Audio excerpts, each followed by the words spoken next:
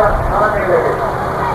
जब सामने से आने लगे मल्लाहे के वे केवल किनारों की महाराज के मन में संशय होगा धर्म की निंदा नहीं होनी चाहिए।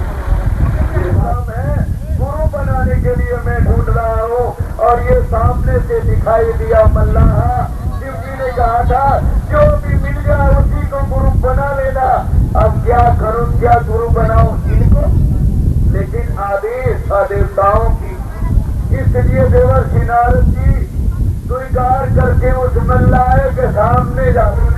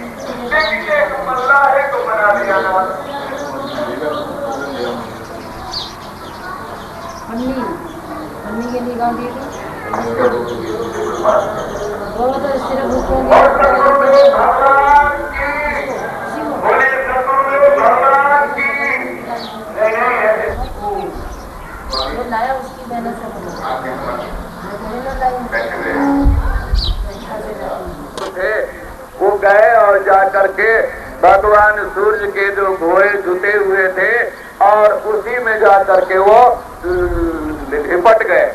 और यही कारण से वनिता को दूर से दिखाया गया। दूर से जब दिखाया गया उनकी मतलब कद्रू की जीत हुई, वनिता की हार हुई। इस बात को समाप्त करने के लिए यज्ञ करना प्रारंभ कर दिए। जब सभी सर्प उस यज्ञों में आया करके समाप्त होने लग गए तब अंत में ये बचे नाथ जी महाराज। जब ये भी उस अग्नि में जलने लगे तो इन्होंने प्रार्थना की और प्रार्थना करने पर इनकी रक्षा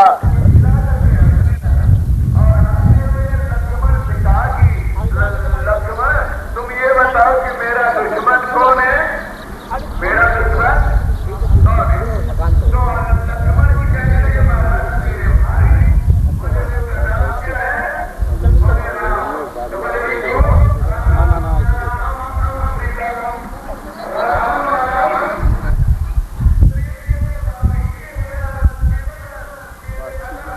अमृतम हरि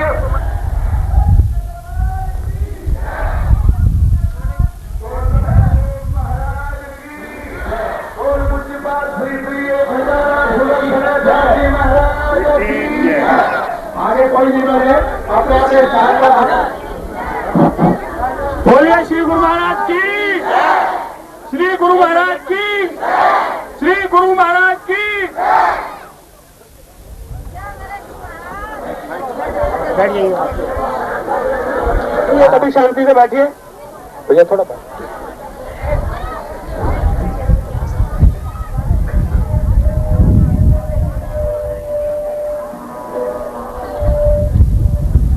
कृपया जल्दी से अपना स्थान ग्रहण कीजिए।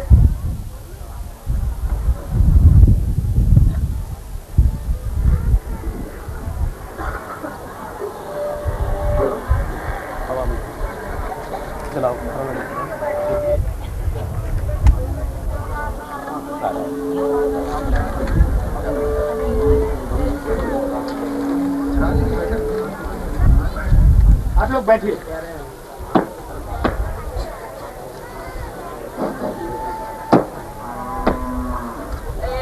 लगाकर बजाई जाती है, अभी बजवाऊंगा थोड़ी देर।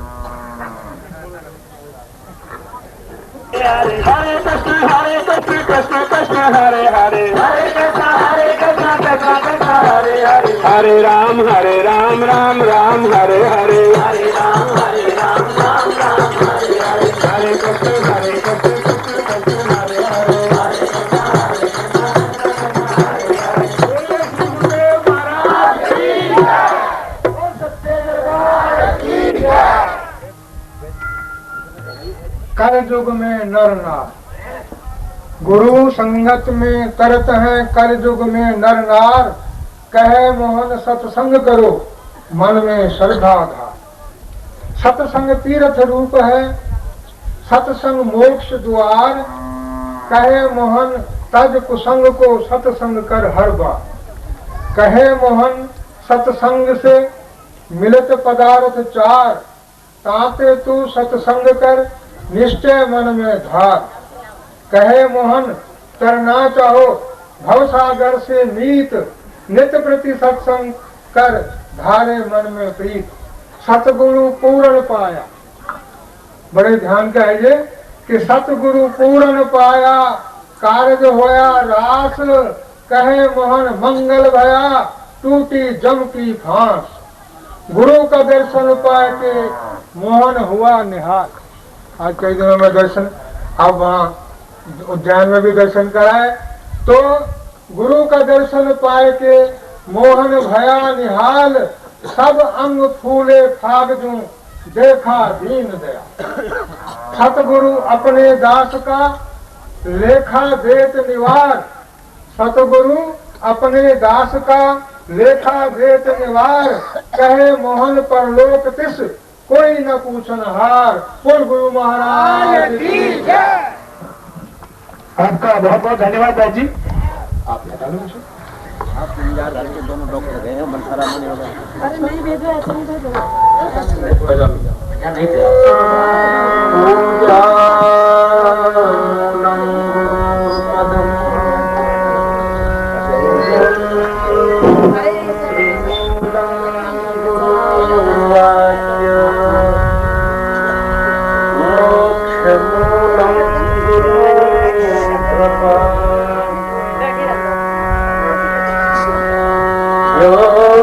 रक्षक गुरु धनी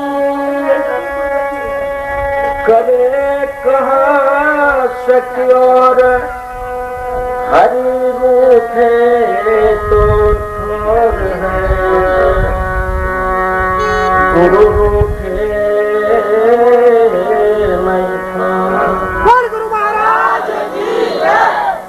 बहुत गई अब तो थोड़ी रही, नारायण तुझे काल चिड़ैया चुन रही, तेरो आयु उमर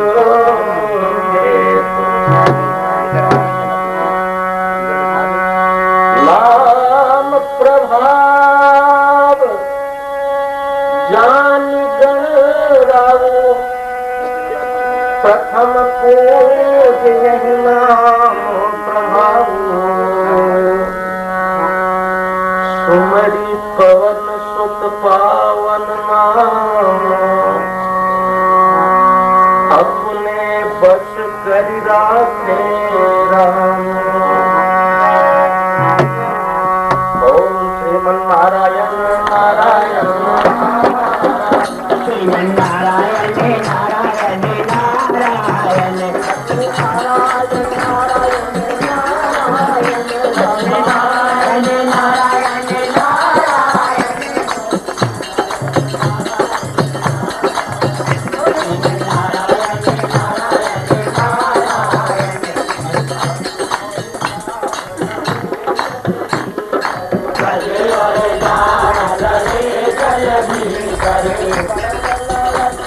करे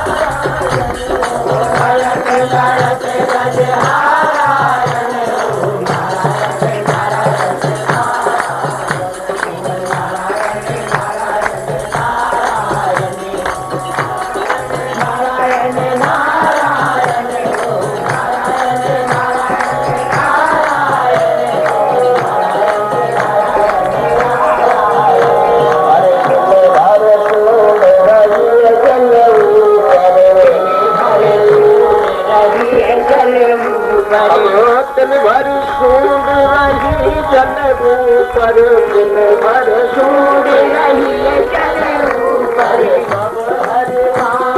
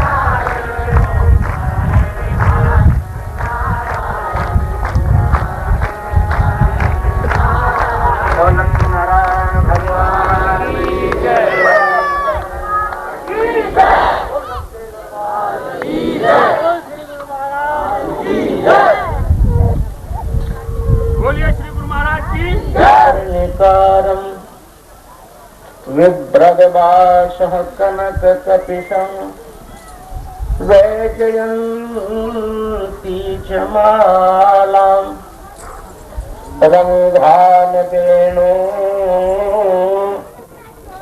प्रभर सुधया पूरयन् गोपवृन्दै वृन्दारण्यं स्वपदरमणं प्राविशद गीत कीर्ति। महा अनादेश्वर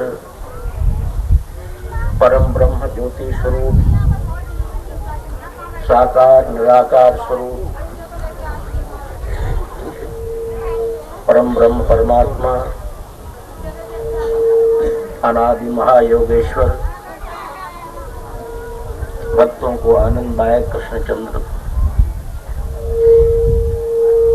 साक्षात पूर्ण अवतार को मैं नमन करता हूँ। प्रेमियों, आज का दिन सत्संग जहाँ प्राप्त हो जाता है वो तो धन्य तो है ही। कि जीवन में सत्संग की महिमा तो बड़ी विलक्षण है। परम शिरोमणि संत तुलसीदास जी का कहना है कि बिना सत्संग विवेक न कोई, बिना सत्संग के विवेक नहीं हो सकता। और राम कृपा बिन सुलभन सोई, ये प्रभु परमात्मा कृपा करते हैं तो ही सुलभ होता है, वरना तो प्रेमियों सुलभ नहीं होता। सत्संग में आए हुए प्रेमी भी महान दैत्य आदर्श माया प्रबल निद्रा वही सता देती है। तो बिना प्रभु कृपा नहीं करते कहां तक प्राप्त नहीं होता। या सो गया, नींद आ गया है, या किसी विशेष बात की भौतिक बात की याद आ गई, उठकर चला जा रहे मेरा तो अपना काम खराब हो गया है। या पड़ोसी बैठे हुए से लड़ाई झगड़ा शुरू कर गए कि मुझसे कुछ चिपक के बैठ गया, मेरी बात कुछ नहीं सुनता। ये सत्संग का प्राप्त होना भी बड़े भाग्य से की बात है। और वो परम दाता दयालु कृपा करते हैं तो ही प्राप्त होता है। तो आज का दिन वर्षधनी है और आप लोगों के बीच में परम विद्वान संत बैठे हुए हैं। ये और भी धन्य के साथ धन्य कहेंगे। आज का दिन हमारे भारतवर्ष संस्कृति के हिसाब से कल हमारा नववर्ष शुरू हो गया है, चैत्र शुक्ल एकम से। हमारे देश के अंदर में अनन्य प्रकार के मतावलंबियों का राज्य हुआ। गवर्नमेंट अंग्रेजों का हुआ, मुसलमानों का हुआ, हिंदुओं में अनन्य जातियों का भी हुआ। तो अपने अपने मत के अनुसार हमारे भारतवर्ष में उन्होंने अपनी सभ्यताएं, अपनी भाषाएं प्रचलन की। अंग्रेजों का बहुकालीन राज्य रहा, काफी समय तक रहा। उन्होंने अपना न्यू ईयर की प्रथा जनवरी से शुरू की। हिजरी सन भी हमको प्राप्त होता है, 55 हिजरी सन भी रहा। हमारा ये विक्रमीय संवत 2049 कल से शुरू हो गया। हिंदू संस्कृति में विक्रमीय संवत की मान्यता दी गई। महारामीर भट्ट ने गणित के द्वारा पंचांग के दृष्टिकोण को लेकर चैत्र से ही अपने वर्षों की गणना शुरू की। तो कल से हमारा वर्ष प्रारंभ हुआ। जो संवत का प्रचलन हमारे वीर विक्रमादित्य का ही मिला, विक्रमीय संवत 2049। मेरे प्रेमियों, नाम प्राय सार्थक हुआ करते हैं, निरर्थक नहीं होते।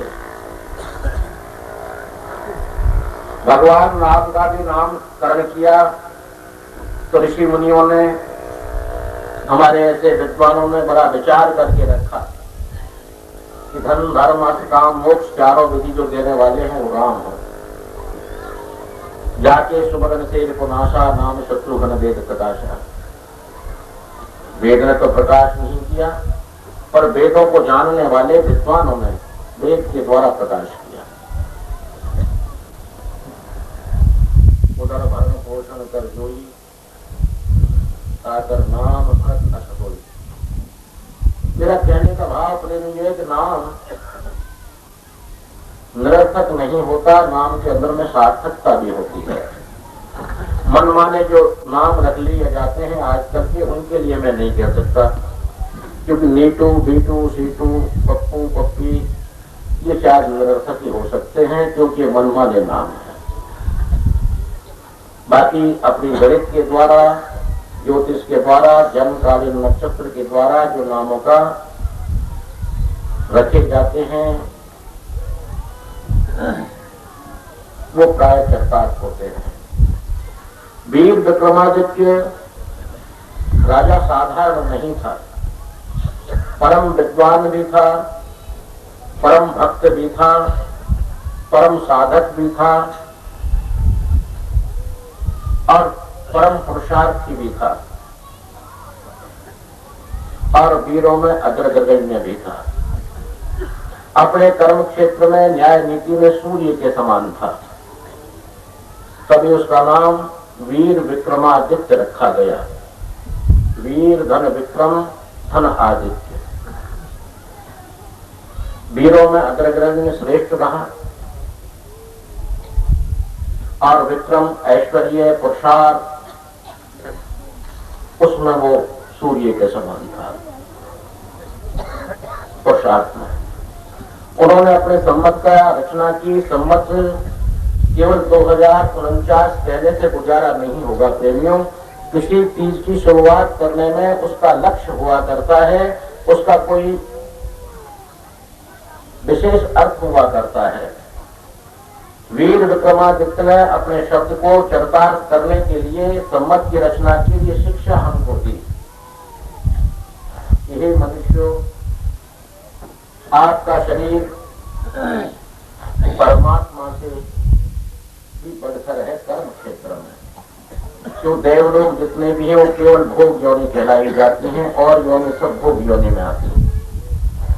कर्म करने का अधिकार उस परमात्मा ने आपको ही दिया है, और जब जब उस परम परमात्मा को कर्म करने होते हैं तो हे मानव वो तुम्हारे रूप में आता है, हमारे रूप में आकर अवतरित होता है।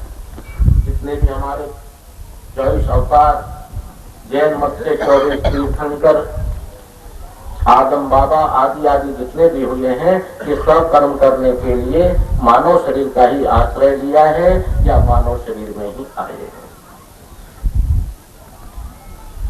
जो परित्राणाय साधूनां वैनाशाय च दुष्कृतां धर्म संस्थापनार्थाय संभवामि युगे युगे। युग युग में उनका प्रादुर्भाव होता है, जन्म होता है, परंतु मानव नहीं होता है। नरसिंह का रूप धारण किया, फिर भी चेहरा क्या शेर का हो, और पहले शब्द लगाया नर। नर रूप में ही परमात्मा आए। इतना विशाल शरीर आप हम लोगों के लिए मिला हुआ है, साधारण शरीर नहीं है। उसमें हमको इस सम्मत के द्वारा प्रधान शिक्षा ये लेनी है कि हमें वीर होना है। वीर का मतलब मेरा आशय धारा सिंह से ही नहीं है, या गामा पहलवान से नहीं है, वो पहलवान है, वीर नहीं है। वीर वही है जो धैर्य को धारण करता है, धैर्यवान, ओजस्वी, तेजस्वी, यशस्वी और बलस्वी, वही वीर है। तो हमें इस महान शरीर को प्राप्त करके वीरता धारण करनी चाहिए। उस वीरता से ही आध्यात्मिक, भौतिक, वाद से लड़ा जा सकता है। प्रेमियों, अगर आप वीरता, स्थिर वीरता में रखोगे तो आध्यात्मिक वाद में भी आप नहीं जा पाएंगे, क्योंकि आपको पद पद पर शंका होने लग जाएगी कि राम राजा था या भगवान था, कृष्ण जो है एक सादा ग्वाला था या व्यभिचारी था या अय्यासी था या महायोगी था। ये शंकाएं हमारे पुरुषार्थ में होने पर उठती हैं। पुरुषार्थ को शंका नहीं हुआ करती। पुरुषार्थी मानव केवल एक अपने लक्ष्य को निर्धारित करता है और उस लक्ष्य पर शंकाएं उत्पन्न नहीं करता, उस पथ को चलने में प्रशस्त हो जाता है, चल देता है, उद्यत हो जाता है, परगामी हो जाता है। इसलिए हमको हर प्रेमियों को वीरता यानी स्थायी निश्चय और निर्णय का नाम ही वीरता है। अरे किसी को मार के 10 आदमियों को मार करके वीर थोड़ी कहलाएंगे, वो तो दादा गुंडा कहलाएंगे, बदमाश कहलाएंगे। वीर वो कर्म के अंदर में वीरता, चाहे आध्यात्मिक कर्म हो, चाहे भौतिकवाद कर्म हो, चाहे परहित कर्म हो, जो भी कर्म हो उसमें वीरता को धारण कर ले। और विक्रम हो, केवल वीर बन करके विक्रम नहीं करेगा तो केवल उसके साथ एक ही शब्द रह जाएगा, वीर। और उसके साथ पुरुषार्थ को जोड़ दिया जाए, अकाट्य पुरुषार्थ को जोड़ दिया जाए तो वीर विक्रम। और उस उद्योग से, पुरुषार्थ से, सहसा सहिष्णुता से या धैर्य से उसमें अग्रसर बढ़ता चला जाए, उसका यश सूर्य के समान फैलने लग जाता है। इन तीनों शब्दों को मिलाकर वीर विक्रमादित्य। और वही वीर विक्रमादित्य हमें सब शिक्षा सम्मत के रूप में हर साल हमको देते हैं। अगर उस शिक्षा को हम न लें तो उनका कसूर नहीं, शास्त्रों का कसूर नहीं, संतों का कसूर नहीं, विद्वानों का कसूर नहीं। क्यों? विद्वान लोग तो केवल ढिलोराई तो पीट सकते हैं। अरे ढिलोर की ढिलोराई तो पीटता है, बाकी तो वकील लोग अपना आप करते रहते हैं। ढिलोरा पीटने से वो प्रभु तो हमें दोषी नहीं ठहराता ढिलोरचियों को। न्यायालय अदालत में कह रहता है कि इस प्रकार मैंने तो ढिलोरा पीट दिया, अब कुछ ढिलोरे पे किसी ने ध्यान दिया या न दिया, ये तो उनकी मर्जी की बात है। तो वीर विक्रमादित्य का भी कहना यही है कि हे मानव, तू अपनी वीरता को धारण कर, कायरता से दूर हट, क्योंकि कायर के मन एक अधारा, दैव दैव आलसी पुकारा। राम करेगा जो होगा, कृष्ण करेंगे तो होंगे, या प्रभु करेगा जो होगा। प्रभु ने तो बहुत बड़ा एहसान हम पर कर दिया, उससे बड़ा एहसान और हो नहीं सकता कि उसने करुणा करके, दया करके। अगर प्रेमी हम ये मान के चले कि हमारे अच्छे कर्मों से मानव बन गए हैं, मैं तो कहूंगा शायद ही हमारी गलत भावना बन गई है या हमारे सोचने के विचार गलत हो गए हैं। वो दयालु परमात्मा इस जीव को देखते हुए खुद दुखी भी होते हैं कि परमात्मा के अंश ही तो हैं हम, परमात्मा के बेटे ही तो हैं हम, उसी के कलावतार तो हैं हम। बाप बेटे को दुखी देख करके क्या नाचेगा? दुख होगा। इसी तरह परमात्मा भी हम जीवों के कर्मों को देख करके सच्चनते सकर्मों, हम अपने किए हुए कर्मों का पाप के फल से पच्चनते भोग रहे हैं, पच पच के मर रहे हैं, गिर रहे हैं। सब उनकी करुणा कर नर देही, वो करुणा कर भगवान जो उनको दया आ जाती है, उनका चित्त दया से दयात्र होकर भर जाता है, तो हमको मानव का शरीर दे देते हैं। और मानव के शरीर देने में प्रेमियों उनका कोई भी किसी प्रकार का लालच नहीं है। अरे हम तो कोई भी काम करेंगे तो बीच में पहले लालच रखेंगे। बिना हेतु प्रभु देत स्नेही, तो स्नेही वो तो प्यार करने वाले, प्यार करने वाला कभी, स्नेह करने वाला कभी अपना हेतु नहीं रखता है, स्वार्थ नहीं रखता है। वो निस्वार्थ परम ब्रह्म परमात्मा ने हमें मानव का शरीर देकर भेज दिया और हम इतना बड़ा एहसान हम पर किया है और उससे हम ज्यादा क्या एहसान मांगेंगे। और आपको कर्म करने के लिए उन्होंने स्वतंत्र छोड़ दिया है और भोग भोगने में जरूर आपको परतंत्र कर दिया है, तो विधान को छोड़ तो नहीं सकते। तो कितना बड़ा अधिकार मिल गया। वो अधिकार न देवताओं को दिया, न 84 लाख योनियों में और किसी योनि को दिया, न ब्रह्मा को दिया, न विष्णु को दिया, न शिव को दिया, न महामाया को दिया। ये केवल मानव योनि को दिया, आपको दिया, हमको दिया है विशेष अधिकार। बाकी तो भोग योनियां सब बना दी उन्होंने। देवता भी है, भोग योनि है। जब तक उनके कर्म अच्छे रहते हैं तब तक वो देव योनि में रहते हैं। उसके पश्चात इस मृत्युलोक में आ जाते हैं।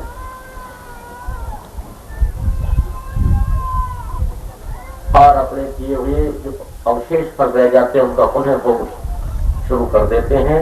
प्रेमी अनुवादी कहीं भी नहीं लिखा कि देवता योनि छूटने के बाद वो नर बने, ऐसा कहीं नहीं प्राप्त होता।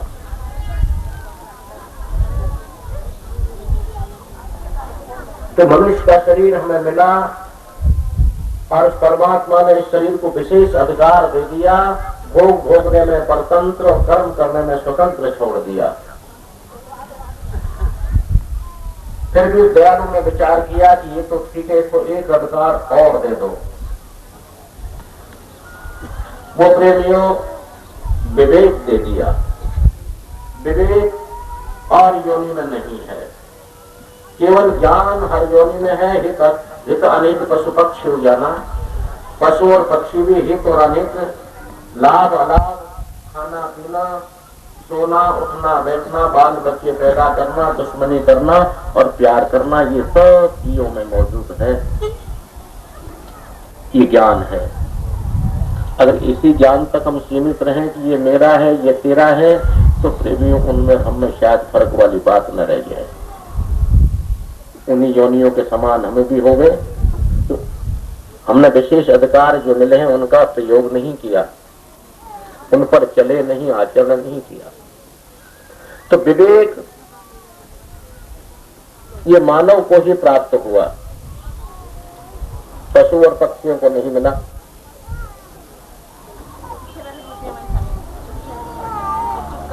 तो विवेक हमको मिला विशेषाधिकार। इतनी महान योनि को हम प्राप्त करने के बाद भी केवल कायर बने रह जाए, कर्म क्षेत्र में अपना पुरुषार्थ न करें, तो प्रेमियों बड़ा दुख का विषय हो जाता है।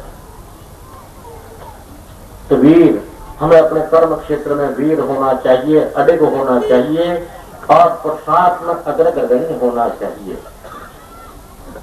और वो पुरुषार्थ केवल अपने तक सीमित न हो, पर हित सरस धर्म नहीं भाई, समाज के लिए हो, अपना एक सीमित परिवार से पूरा वसुधैव कुटुंबकम, सबको अपना परिवार मान करके उस उद्योग को करे, सबका हित करे, सबका कल्याण करे, ऐसा विक्रम करे।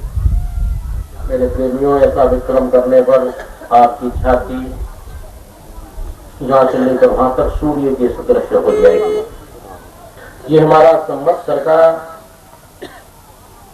से हमें उपदेश या ज्ञान लेना चाहिए। ये हमारा संवत्सर के संबंधित बोला कि नया वर्ष हमारा शुरू हुआ, हम सब प्रेमियों के लिए वीर विक्रम और भास्कर सूर्य की तरह से होना चाहिए। आज से ये नियम कर ले, हम अपना अकाध्य पुरुषार्थ करेंगे। आध्यात्म विषय वाले प्रेमी आध्यात्म में ध्यान करके पुरुषार्थ करें, उसमें शंका नहीं करें। साथ में भौतिकवाद का भी पुरुषार्थ करें, क्योंकि जहां रह रहे हैं उस क्षेत्र का या लेना देना, जिसको पूर्व जन्म कहा, पुनरपि जननम पुनरपि मरणम, पुनरपि जननी जठरे शयनम, शयनम क्रीड़ा रुचित इत्यर्थम। बार बार जन्म मरण करते रहते हैं तो कुछ कर्म भी अवशेष आते जाते रहते हैं। लेना देना भी साथ में शास्त्र ने लिखा। इस भौतिकवाद में हमारा जो लेना देना है उसको भी हम पूरा करें। मेरे प्रेमी, दुकानदारी जब ही उठ सकती है, वरना दुकानदारी उठेगी नहीं। दुकानदारी से मेरा मतलब है आदमी सदगति को, मोक्ष को, साहिब के सामने प्रेम मोक्षों को जाना चाहे तभी जा सकता है जब उधारी को दे देगा। तो दुकानदार अपनी दुकान जब ही उठा सकता है कि उसके ऊपर जो कर्जा है उसको दे दे और अपना जो चाहिए उसको ले ले। उसकी मर्जी को दुकान उठाने से रोकेगा नहीं। अरे कोई पल्ला पकड़ लेगा क्या? हमने जिसका था एक एक पैसा नमस्कार कर करके दे दिया और हमारा है, हमारी मर्जी हो तो हम ले, नहीं ले, हम तो हमारी दुकान उठा रहे हैं। तो अपनी जब भौतिकवाद से दुकान उठानी हो उसके लिए अकाट्य परिश्रम भौतिकवाद में करके अपना लेना देने को पूरा करे, इससे न डरे और उस सच्ची सरकार को न भूले। उसको भूलना ही पाप है। अरे उसको याद करते रहो, उसकी यादगारी में खेल बन जाता है। उसको याद करते रहें और भौतिकवाद के कितने ही जन्मों के संबंध लेने देने हैं उनको हम पूरा करते रहें, तभी दुकान उठेगी। तो नए संवत्सर से हमें शिक्षा के संबंध कहा कि हमें ये शिक्षा ले लेनी चाहिए नए साल से, विक्रमीय संवत्सर। आज से यानी कल का दिन शुरू हो गया, कल के दिन से हमारे नवरात्रा भी शुरू हो जाते हैं और नवरात्राओं की उपासना प्राय भक्त लोग अधिकांश माँ की ही उपासना करते हैं, चाहे उसको लक्ष्मी के रूप में करें, चाहे महाकाली के रूप में करें, चाहे महासरस्वती के रूप में करें, चाहे भगवान राम की उपासना करें फिर भी राम से पहले माई आ जाती है सीता, चाहे भगवान कृष्ण के ही नवरात्रा करें पर सबसे पहले आ जाती है राधा, राधा कृष्ण, शिव शक्ति। तो शिव में तो ई के साथ में ही माँ मिली हुई है, क्योंकि जब अलग हो जाती है तो शिव से शव रह जाते हैं, डेड बॉडी हो जाते हैं, मर जाते हैं, या योगी योग स्थिति में आ जाते हैं जैसा। तो माँ की उपासना भी कल से हमारे शुरू हो गई नए संवत्सर। प्रेमियों, माँ की उपासना भी हमारे जीवन में बहुत अनिवार्य है। जो माँ शक्ति स्वरूपा है, या देवी सर्वभूतेषु शक्ति रूपेण संस्थिता, या देवी सर्वभूतेषु वृत्ति रूपेण संस्थिता, भार्या रूपेण संस्थिता, लक्ष्मी रूपेण संस्थिता। यहाँ तक लिखा है कि या देवी सर्वभूतेषु निद्रा रूपेण संस्थिता, नींद का भी रूप बताती है। जो नींद भी अल्प प्रलय है, अल्पकाल है, माताली है वो। तो उस माता स्वरूप या दीदार हर जगह पर उसका आधिपत्य है, अधिकार में हर चीजें हैं, इसलिए उपासना भी बहुत जरूरी ही है। पर उपासना के साथ साथ हमें थोड़ा थोड़ा अनुभवशील उपासना होनी चाहिए।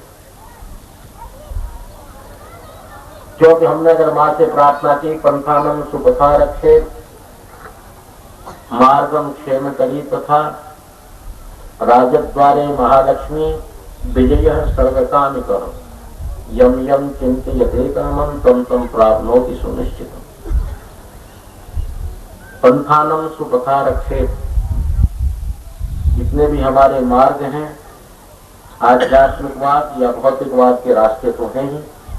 विभिन्न रास्तों से अपन धन का उपार्जन करते हैं, कोई सर्विस करके, कोई व्यापार भी लखों तरह का है। उन मार्गों में आध्यात्मिक मार्ग भी अनन्य भांति के हैं। उन मार्गों में श्रेष्ठ मार्ग को चुने, सुपथा, अच्छे मार्ग को चुने, श्रेष्ठ मार्ग को चुने, तभी वो माँ भगवती क्षेमनाम आपका कल्याण करेगी। अरे हम यहाँ गड्ढे हैं, खाइए हैं या अन्य प्रकार के कंटक हैं, अब उन पर हम चल दिए, माँ से कहने लगे माँ हमारी रक्षा कर दे, कुल्हाड़ी से कपड़े धोने लगे, माई हमारे कपड़ों को बचा दे, ऐसा नहीं लिखा। साथ कहता है पंथानम सुखा रखे, मार्गम क्षेम करी तथा, उस मार्ग के मैं कल्याण करता हूं, कल्याण करूंगी। राजद्वारे महालक्ष्मी विजय सर्वकाम के, राजद्वार में जब चले जाते हैं तो केवल बाला फेरने से काम नहीं चलता, वहां उस महामाया का जो रूप है उससे गुजारा होगा। अर्थात विजय सर्वकाम के, वहां फिर जाकर के जो तुम अपने दिल में विचार करोगे तुम्हारी अवश्य विजय होगी। और जो जो विचार यम यम चिंत यते कामम तम तम प्राप्नो की सुनिश्चितम, निश्चित नहीं लिखा, सुनिश्चितम, निश्चित से भी और आगे बढ़ करके गारंटी, सुशब्द गारंटी का हो जाता है, गारंटी निश्चय पूरा होगा। और प्रेमियों, पाठ करने पर नहीं, पाठ में जो लिखा है उस पर चलने से। तो दुर्गा का हमें आवाहन करना चाहिए अवश्य। नवरात्रि जिनको कहा गया है, महाकाली, महालक्ष्मी, महासरस्वती, तीनों देवी की उपासना अवश्य रूप से होनी चाहिए।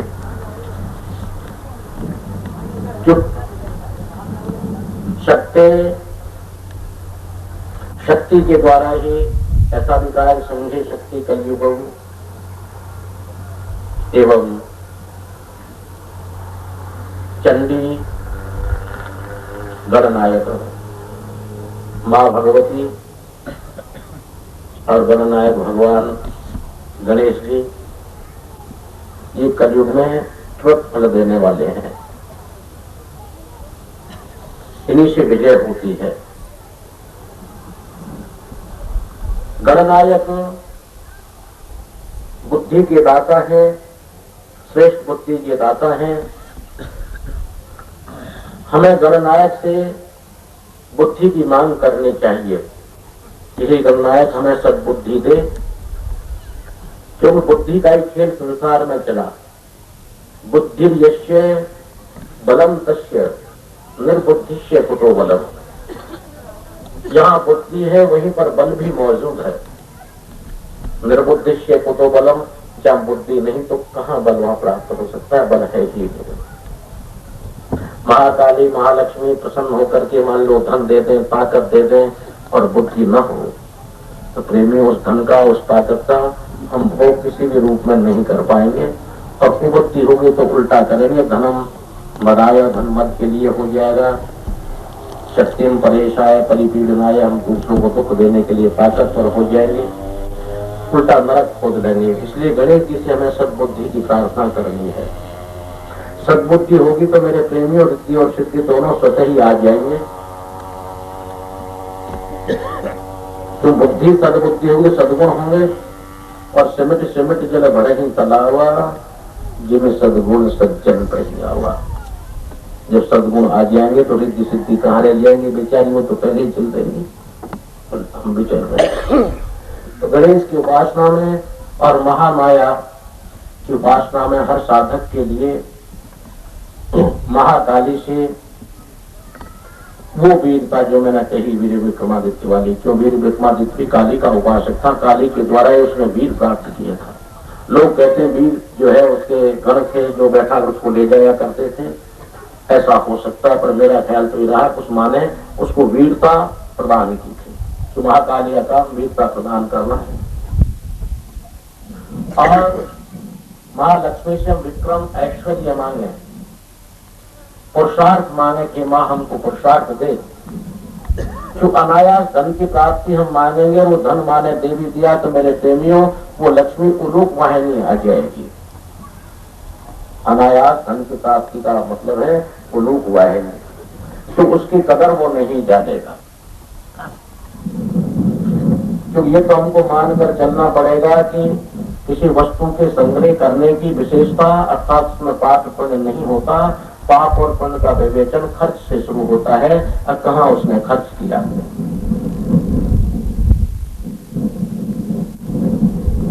तो महालक्ष्मी से हम पुरुषार्थ मांगे कि माँ हमको तो पुरुषार्थ दे, और प्रसाद के साथ हमारे ऊपर कृपा कर। अनायास आप हमारे ऊपर कृपा कर देंगे तो उलूक वाहिनी आप आओगे। जो उलूक वाहिनी जब जिसके घर में आ जाती है प्रेमियों, उस निश्चित नरक का द्वार खुल जाया करता है। तो उलूक वाहिनी की लक्ष्मी, जो उलूक वाहिनी लक्ष्मी है, उसका वाहन तो उल्लू है ही, और उसके साथ में सेना भी है जो बाजी सेना है, बाजी रेजिमेंट। क्योंकि अनायास लक्ष्मी के साथ में 10 बाजी जरूर आएंगी। जुआ बाजी, पतंग बाजी, मुकदमे बाजी, शराब बाजी, वैश्याबाजी, ये बाजियां उसके साथ हो जाएंगी। और उसका वाहन भी अपना गुण प्रभाव तो दिखाएगा ही दिखाएगा। तो उल्लू का काम दिन को आंख बंद करके बड़ा रहना है और रात्रि को उसका काम है जगना। इसी तरह से अनायास आई हुई लक्ष्मी, इसको नंबर 2, नंबर 4, नंबर 20 जो भी कहते हैं, वो अनायास आई हुई लक्ष्मी से मेरे प्रेमियों हम क्लब के मेंबर जरूर बनेंगे। जो अनायास आई है उसका हमें मूल्यांकन का कोई पता नहीं है। और क्लब के मेंबर बनेंगे तो एक से गुजारा नहीं होगा, 4-4 क्लबों के मेंबर बन जाएंगे। सायंकालीन 7 बजे घर से प्रस्थान करेंगे। जो क्लबों को वो प्रेमी मंदिर, स्वास्थ्य का केंद्र और मनोरंजन का केंद्र मान के चलते हैं। चाहे धर्म का वहां नाश ही होता हो, पर वो तो वहां शिक्षा का केंद्र ही मान के जाते हैं। प्रातःकाल 4-5 बजे जाते हैं अच्छे क्लबों में, तो 24 बजे जाते होंगे। मैं जाता नहीं, इसका सुना तो होगा, पड़ोस में तो रहते हो। 1:30-2 बज जाते हैं। 1:30-2 बज जाते हैं। 1:30-2 बज गए प्रेमियों, और दूसरे क्लब का मेंबर होगा तो उसको टाइम से 2 बजे बाद कर दिया कि हम 2 बजे बाद में आएंगे, तो हम 4 बज गए, ब्रह्ममुहूर्त हमारा वहीं पर हो गया। घर पर पहुंचे, दिन को सो गए। जब रात को जगेंगे तो स्वाभाविक बात है दिन को सोना। तो उल्लू की प्रक्रिया हमारे अंदर आ गई, रात को जगना और दिन को सोना।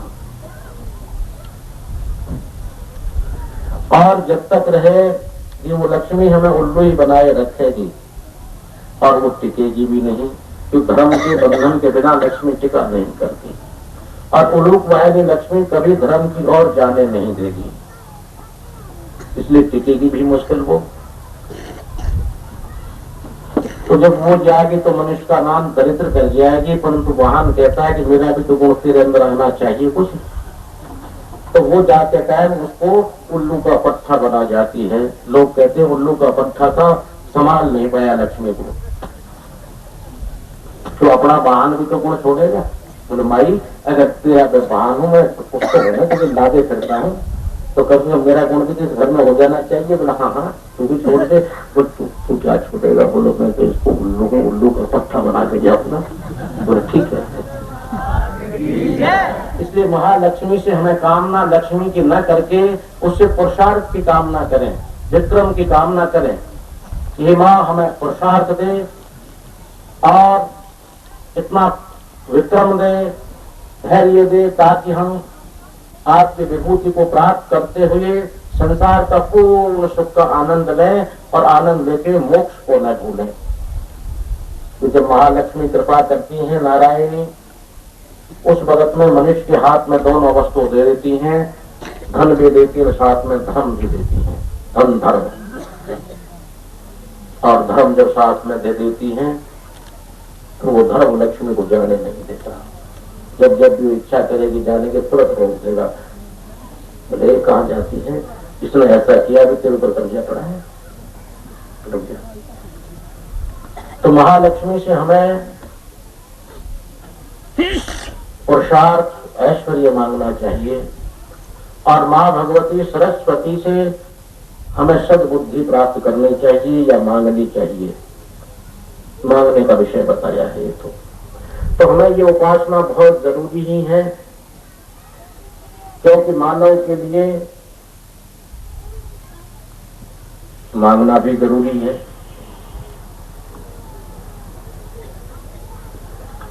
करने में स्वतंत्र तो है, पर सहायता तो लेनी पड़ती है। दैवाधीनम जगत सर्वम, ये पूरा संसार देवताओं के अधीनस्थ है, और मंत्राधीनम च देवता, वो देवता मंत्रों के अधीन है। इसलिए हमें नवरात्रा में भगवान मार्कंडेय ऋषि के द्वारा दुर्गा सप्तती में जो जो मंत्र श्लोक आए हैं, वो मंत्र ही हैं मेरे प्रेमियों। उन मंत्रों का अनुसरण हम अवश्य करें और उसको समझदारी से करें। केवल ये न मान लें कि मंत्र से हमारी सर्वसिद्धि इनके श्लोक पढ़ने से हो जाएगी, नहीं। उन श्लोकों में जो लिखा है शब्दार्थ, इसलिए लिखा है कि साधक पाठ करने के पहले सद्भाव से, सदरुचि से और सार्थक पाठ करें। सार्थक पाठ का यही है प्रेमियों, पाठ जो करे वो अर्थ से सहित करे। यानी इस श्लोक का भावार्थ क्या है, अर्थ क्या है, उसमें जो अर्थ लिखा है उस पर अनुमोदन, अनुगमन या चल दे, वो माँ लक्ष्मी अवश्य प्रसन्न होगी, सुनिश्चित होगी, इसमें कोई शंका नहीं हो सकती। गुरु महाराज की जय। ये हमारा नवरात्रि शुरू हुई और ये हमारा मासिक सत्संग भी बहुत शुभ समय में पड़ा। नवरात्रा भी, नव वर्ष भी और नव संत भी। हाँ, संतों का प्रथम ही आगमन हुआ है। उधर को देखिए माँ के प्रति लाल वस्त्रों में, इधर को नारायण के प्रति सात्विक वेश में। तो आज का एक बहुत ही अच्छा दिन है। अब इसके अलावा हमारा सत्संग का प्रकरण शुरू होता है। संतों से भी आपको सत्संग सुनवाया जाएगा अवश्य। अच्छे विद्वान हैं, सत्संग प्रेमी हैं, केवल विद्वान ही नहीं है, सत्संग में रुचि रखते हैं। सत्संग इनका लक्ष्य है। यही नहीं, देश विदेशों में दूर दूर तक भी इनका लक्ष्य सत्संग है। प्रभु का नाम स्मरण, उनके नाम की ख्याति, गुरुओं की महिमा को बताना आदि आदि जो है इनके अपने जीवन का संकल्प है, संग्रहित है। आज के उपस्थित विद्या समाज के नमस्कार रख रहा हूं और उसका उत्तर देने के लिए प्रार्थना करूंगा उन्हीं स्वामी जी जो सामने बैठे हैं आपके, जो भी प्रवचन कर रहे थे।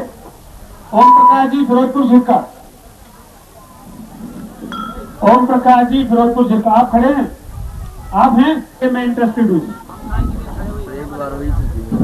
इन्होंने ये लिखा है कि संसार में किस प्रकार बिना परिश्रम के किस साधन से कल्याण होता है। फिर बोलो, संसार में किस प्रकार बिना परिश्रम के किस साधन से कल्याण होता है। ये श्री ओम प्रकाश जी फिरोजपुर झिरका का प्रश्न है। हमारी संस्था के कार्यकर्ता हैं, बहुत पुराने। इनका प्रश्न ये है, संसार में किस प्रकार बिना परिश्रम के कौन से साधन से कल्याण होता है। लेकिन पुनः आचार्य श्री का आदेश है, इसलिए कम से कम एक प्रश्न का उत्तर तो देंगे। भाई ये बड़ा सुंदर और सुगम प्रश्न है। मतलब कौन सी ऐसा परिश्रम है, न परिश्रम करना तो शायद कोई नहीं चाहेगा। अगर आप लोगों को कहा जाए कि सारा दिन ईंटे भट्टे फोड़ते रहो 5 रुपए मिलेंगे तो शायद ना चाहोगे। लेकिन अगर आप यो कहा जाए कि एक लॉटरी की टिकट 1 रुपए को ले लो तो 1 लाख मिल जाएगा, तो वो शायद सभी कोई चाहेंगे, अगर नहीं चाहेंगे, सभी चाहेंगे। लेकिन ईंटे पत्थर फोड़ना 8 घंटे 10 घंटे नहीं चाहेंगे सज्जनों। तो जहां तक इस दास की एक छोटी सी बुद्धि है, और जितने भी शास्त्र के ग्रंथ हैं उनमें जितने जितने प्रकार के साधना बताई गई है, उन सब साधनाएं बड़ी विशाल है। वो सुगम नहीं है, अगम है। एक छोटी सी उपाय है, वो कौन सी उपाय है, वो कौन सा परिश्रम है। इन प्रश्न के अर्थ को प्राप्त करने के लिए सुगम उपाय है श्री गुरु चरण। बोल सदगुरुदेव भगवान की। बस उनकी अनुकंपा से बिना परिश्रम से। एक बात मुझे याद आ गई कि पूज्यपाद गोस्वामी तुलसीदास जी महाराज श्रीधाम वृंदावन पहुंचे थे। तो वृंदावन में आप जो है दोपहर का समय था, तो दोपहर के समय में आराम से सो रहे थे। तो वो श्री नाभादास जी की महाराज के आश्रम की बात है, तो कहीं से आप घूमते घामते भ्रमण करते हुए आए तो आपने देखा कि संत को सोते हुए आपने एक बहुत बड़ी व्यंग की। वो व्यंग क्या था? आपने कहा बेटा महाराज, आज साधु संत इस संसार को जगाने के लिए आ रहे हैं और आप सो रहे हो। गोस्वामी तुलसीदास जी महाराज ने बड़ी सुंदर बातें कही। उन्होंने कहा कि काहू के बल भजन को काहू को आचार, गुरु भरोसे तुलसीदास असोबत पाओ। तो भाई इस प्रश्न का सबसे सरल उत्तर यही है हमारी दृष्टि से और शास्त्र की दृष्टि से ही कि बिना सरल उपाय यही है, कोई भी परिश्रम न करना पड़े, सदगुरु के चरण कमलों में लेट जाओ बस। मैंने सुना कितना गूढ़ शब्द है, क्योंकि जब गुरु की शरण में मानव चला जाता है तो गुरु उसको ज्ञान भी देगा, शिक्षा दीक्षा भी देगा, सदमार्ग पर चलाना सिखाएगा। कितनी सरल चाबी बता दी प्रेमियों, गुरु की शरण। क्यों उसकी शरण जाने पर अपना भार गुरु के उस पर पड़ गया, अपना गुरु भक्ता डोलेगा ब्रह्म विष्णु महेश के पास, तो मैं मोक्ष की जरूरत ही न पड़ेगी, अपना पहुंचेगा। मैं तो संत से कहूंगा कि इतना सरल उपाय मत बता दिया करो ताकि गुरु और संत हमेशा ही परेशान, रात में ब्लड प्रेशर के मरीज बने रहे, कुछ इनको भी करने दिया करो। बड़ा सस्ता उपाय था। श्री रामेश्वर सिंह फरीदाबाद निवासी संस्था की कार्यकारिणी के जिम्मेदार सदस्य भी हैं। इन्होंने ये प्रश्न किया है कि श्री गुरु महाराज, आपके लगातार प्रवचन सुनकर यह बात तो समझ में आ गई है कि श्री गुरु की कृपा के बिना और पूर्ण रूप से प्रभु को समर्पित हुए बिना तथा उसके चरणों में असीम प्रेम हुए बिना जीव कभी भी परमपिता परमात्मा को प्राप्त नहीं कर सकता। फिर भी जानकारी के लिए ज्ञान योग, कर्म योग, भक्ति योग तथा सहज योग पर संक्षिप्त में प्रकाश डालने की कृपा करें। ज्ञान योग, कर्म योग, भक्ति योग तथा सहज योग पर इन्होंने प्रकाश डालने की प्रार्थना की। योग नाम है जोड़ने का, और ये जीव परमात्मा से अलग कभी नहीं हुआ, सदैव जुड़ा ही रहा है, क्योंकि जीवात्मा सदैव परमात्मा। अगर ये जुड़ा हुआ नहीं होता तो ईश्वर अंश तुलसीदास जी महाराज ने कहते कि संत शिरोमणि तुलसीदास साधारण विद्वान नहीं थे, परम विचित्र विद्वान, हर शास्त्रों में पारंगत थे। तो ये जीव उस परमात्मा से जुड़ा हुआ तो है ही, अलग तो है नहीं। ये तो हमने ऐसा आभास कर लिया है, ये रस्सी में सांप की तरह हम देखने लगे हैं। मृत कृष्णायु भ्रम्यते, कस्तूरी नाभि में होने के पश्चात भी हरिण चारों तरफ को कूद फांद करता रहता है। तो योग तो मेरे प्रेमी हुआ पड़ा ही है। अब रहा ज्ञान योग, भक्ति योग,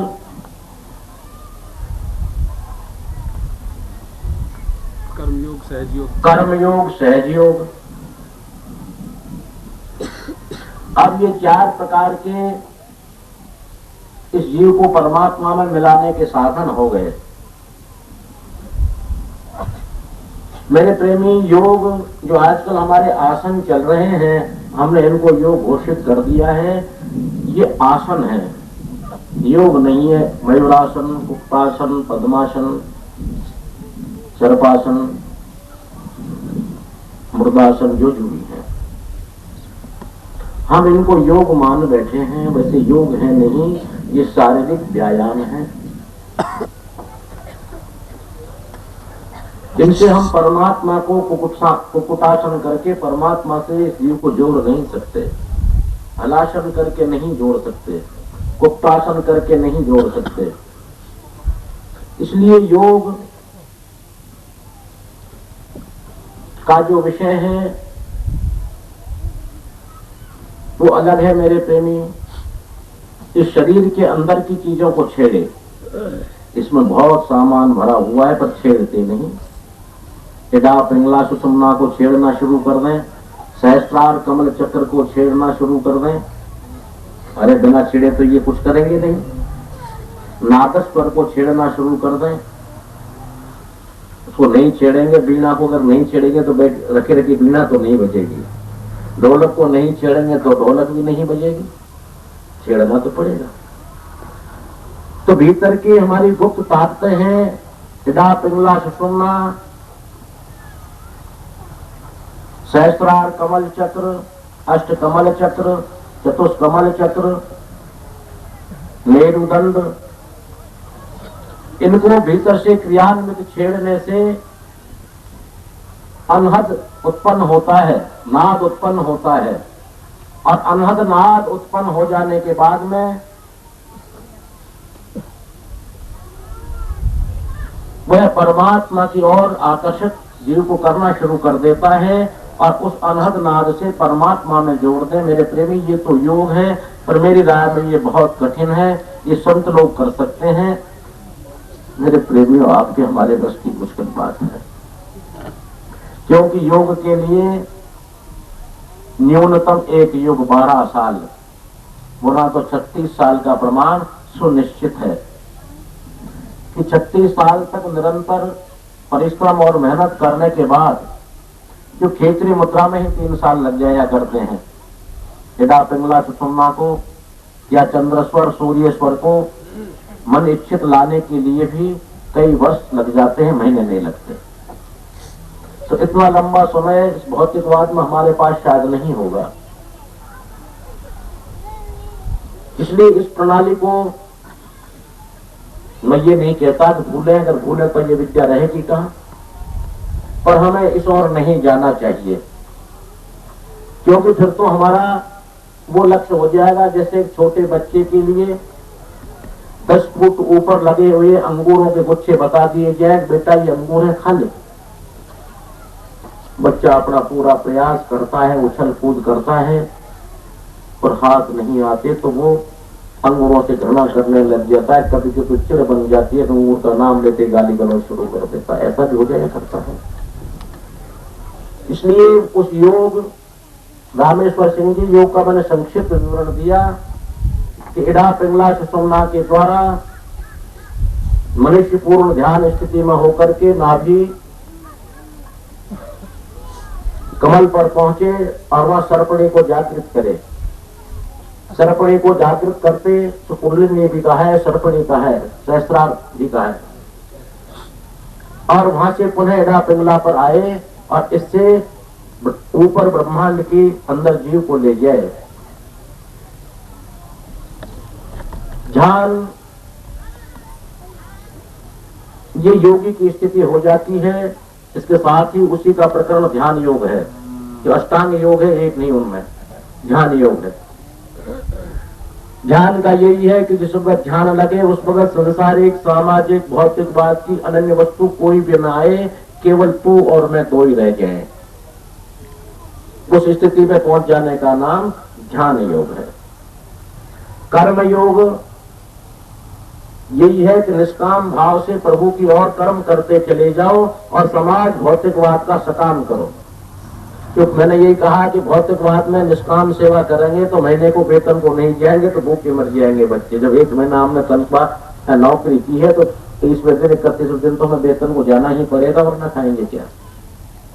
इसलिए समाज संसार का जो है सकाम भाव करें और परमात्मा के हित के लिए, परजीव के हित के लिए परहित जितने भी कर्म हैं वो निष्काम भाव से करें। निष्काम भाव का ये कर्म तो करें पर उसमें हमारी भावना न रखें, क्योंकि जब निश शब्द को हम लगा देते हैं मेरे प्रेमी, यही योग है और उसको सकाम ना करते हैं उसका नाम भोग है। योग और भोग दोनों में तो थोड़ा सा ही फर्क है। सकाम से किया जाए वो भोग और निष्काम शब्द का जहां शब्द कर दिया जाए वो योग। ज्ञान योग यानी ज्ञान संसार में का न रह करके उस परमात्मा के चरणों का ही केवल ज्ञान रह जाए, उसी की ओर वह ज्ञान आकर्षित हो जाए और किसी तर्क पर, किसी विषय पर, किसी शास्त्र पर उसका चित्त न लगे और वो बार बार ज्ञान की शिवा या ज्ञान काल परमात्मा के चरणों पर ही लेके आए, या जो इसको जहां मान रहा है वहां लेके, राम को, कृष्ण को, शिव को, ब्रह्मा को, विष्णु को, गुरु महाराज को, जय जय। ये ज्ञान है।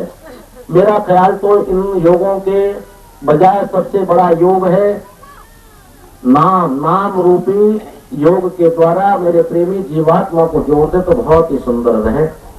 अभी आपके संत शिरोमणि जी ने कितना सरल उपाय बता दिया था, योग की क्या जरूरत पड़ गई। अरे उसी नाम से योग कर लो। योग नाम जोड़ता ही तो है, जीव को आत्मा से साथ में लाना है और जीवात्मा बना लेना है। जीवात्मा जब बन जाता है तो परमात्मा सुलभ और सरल है, दोनों के साथ ही है वो। तो अभी तो रामेश्वर सिंह साहब आपके सामने संत जी ने ने बहुत अच्छा जवाब दिया। उसमें योग का जवाब तीनों का ही आपको दे दिया इन्होंने। तभी तो मैंने हंसकर कहा कितना सरल उपाय मत बता दो। अरे थोड़ा थोड़ा तो इनको कोशिश भी तो करने दो। तभी तो मैंने हंसा था कि इन चारों योगों का, निष्काम और सकाम दोनों का, ज्ञान योग, कर्म योग और योग, इन चारों का प्रकरण एक ही बता दिया, सुलभ। और वो सुलभ उपाय ही इस भौतिकवाद में मेरे ख्याल में श्रेष्ठ ही रहता है। और इसके विषय में पर की जो ये नहीं होती है मेरे यहाँ, तो अपने पहले वकील जी ने कहा है कि सत्संग का विषय मेरा ऐसा होती है, जिज्ञासाएं जिज्ञासाओं में प्रकाश डाले ताकि उसका मार्ग अवरोध न हो। क्योंकि एक किसी चौपाई को लेकर बैठ गया, श्लोक को लेकर बैठ गया, दुर्गा सप्तती को लेकर बैठ गया, कहीं उसका अर्थ गलत हो, उसका जीवन ही गलत हो गया। इसलिए जिज्ञासाएं रखी जाती हैं। और ये भी नहीं होता जिस संबंध में सत्संग में केवल मैं ही बोलूंगा और नहीं बोलेंगे, ऐसा भी हमारा विवेचन नहीं होता। हर प्रेमी को है। अब विद्वान बैठे हुए हैं, इनसे भी मैं कहूंगा कि ऐसा मैंने तो योगों को ऊपर ऐसा कहा है, आपका क्या मत है?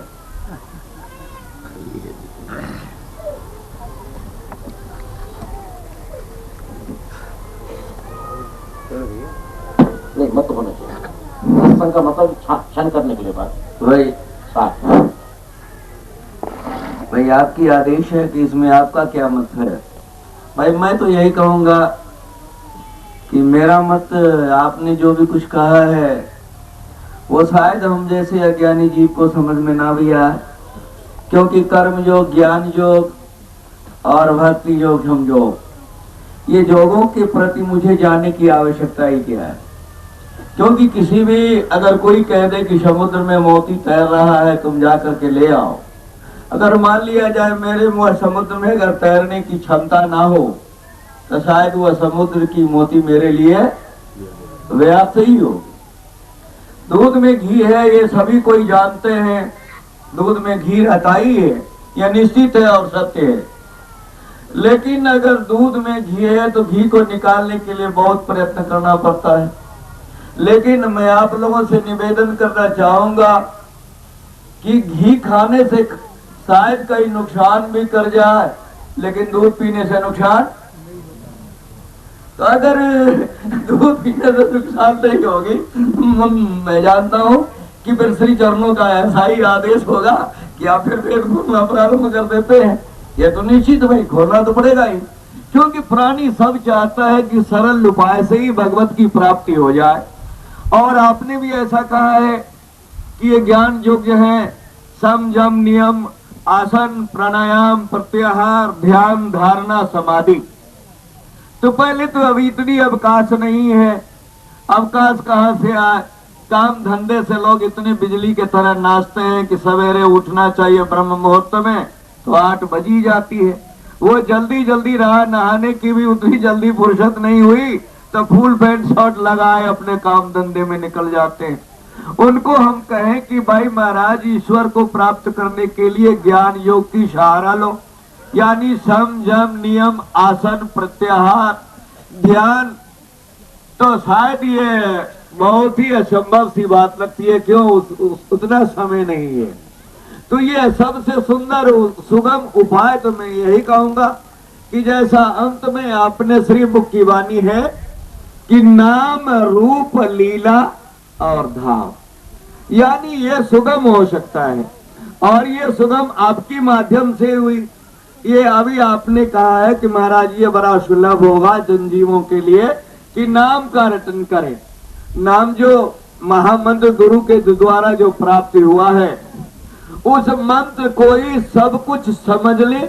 ये कर्म योग, ज्ञान योग, ध्यान योग, भक्ति योग, सुयोग, सब कुछ उसी को समझकर और उसी में अपने आप को समर्पित कर दे। मेरा जहां तक विचार है कि इससे सुंदर सुलभ मार्ग और कोई भी नहीं हो सकता। महाराज की जय।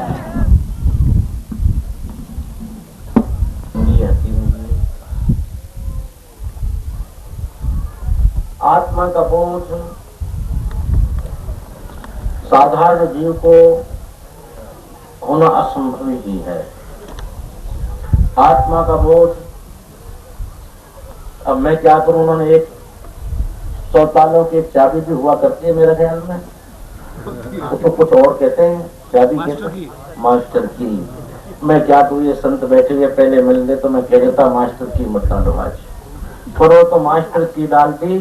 अब ये सब साधन से नहीं होई, गुरु तुम्हारी कृपा पाव कोई कोई। अगर साधन के द्वारा हम उस आत्मा को पहचानना चाहेंगे तो कितने ही जन्म हमारे निकल जाएंगे, उसकी पहचान शक्ति नहीं हो सकती, क्योंकि वो आत्मा एक तरंग स्वरूप है। जैसे जल की तरंग उठती है और जल में ही समा जाती है। उस तरंग को पहचानने की ताकत अभी जो कहा योग के द्वारा होती है, तो योग में इतना हमारे पास समय नहीं होता कि लगा दें, इसलिए उन्होंने तो आज मास्टर की डाल दी। इधर से वकील जी ने कह दिया कि आज तो इनका कुछ ऐसा सहयोग हो गया संतों का कि आज हमसे बेगूर बात कहने को राजी नहीं होते। अरे आज तो इतनी प्रसन्नता का दिन है कि हमने हमारी जिंदगी गूढ़ बात ही कह दी नहीं, लोग रखा ही नहीं, जो हमारा जो कहने की बात है रखा ही कुछ नहीं है। तो वकील जी, आत्मा की पहचान, आत्मा का बोध, साधारण संक्षिप्त जवाब तो यही है कि गुरु कृपा जब होती है उसी दिन हो जाता है बोध। और दूसरा, आत्मा के बोध करने के लिए नामस्मरण के नाम से योग की साधना स्वतः होती है, चाहे वो ध्यान योग हो, चाहे वो कर्म योग हो, जो भी योग है वो नाम के द्वारा जो सर्पणी जागृत होती है वो सहज भाव में जागृत होती है। योग के द्वारा सर्पणी या कुंडली जो जागृत होती है वो कुपित होती है। इसलिए नाम का स्मरण करते करते आत्मा का बोध स्वतः ही हो जाया करता है, ऐसा अनुभव है। और गुरु की कृपा से एक क्षण में आत्मा का बोध हो जाता है कि जीव क्या है, आत्मा क्या है, भौतिकवाद और परमात्मा क्या है, इन सब का विवेचन। जैसे हंस पानी में चौंस डालते क्षीर नीर का विवेक कर देता है, तो क्षीर नीर के विवेक के लिए सरल सी उपाय है गुरु कृपा। बोल गुरु महाराज की जय। इसमें मत में संत जी का जरूर लूंगा, जो सत्संग का मतलब ये है संग नाम साथ, सबका साथ न छोड़े। और सब कब निकलेगा, जब चाल नहीं लगेगी, बिना चाल नहीं लगे तो सब निकले। जो सत्य बोले श्री गुरु महाराज की भाई, जो सत्य है वो तो सामने में रखना ही पड़ेगा। अगर आप समझेंगे कि शायद आचार्य श्री चरणों की आदेश से ही ऐसा हो रहा है और हम लोग दूर भागना चाहते हैं, तो ऐसी बात नहीं है। अब इस आत्म तत्व की बोध का जो आपका प्रश्न है, लो मैं आपके सामने रखता हूँ। वो पूज्यपाद ये कबीरदास जी महाराज कहते हैं कि बंदो कृपा सतगुरु चरण, जिन अगम अगम में लखाइया, गुरु ज्ञान दीपक खोली करी पट, खोली दरस दिखाइया।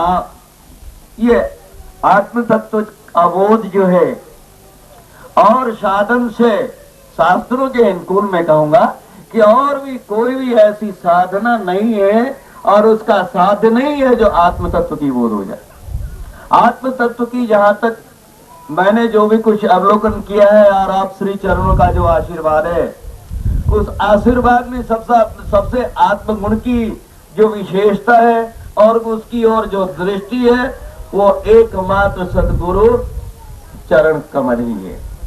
जैसे कि पूज्यपाद गोस्वामी जी ने भी रामायण में ही प्रारंभ में ही लिखा है कि श्री गुरु पद नख अमणि गण ज्योति असुमीरत दिव्य दिष्ट ही होती। तो ये दिव्य दृष्टि जो है, शायद हो सकता है कि इससे कहीं आत्म बोध का ज्ञान निश्चित ही और सत्य हो, तो इसमें कोई भी विकल्प नहीं है। इसका उद्देश्य और भावार्थ और खोज एक ही है कि आत्मबोध के लिए जो आपका प्रश्न है तो वो शायद बड़ा सुंदर है, लेकिन मैं ऐसा कहूंगा कि शायद आपको आत्मबोध हो चुका होगा, क्योंकि सदगुरु की प्राप्ति अगर हो गई होगी तो आपको आत्मबोध हो चुका होगा। तो हो सकता है उसी आत्मबोध तत्व से ही आपका ये प्रश्न होगा, और इस प्रश्न को आप लोगों में उजागर करने के लिए ही आपने ऐसा प्रश्न किया होगा।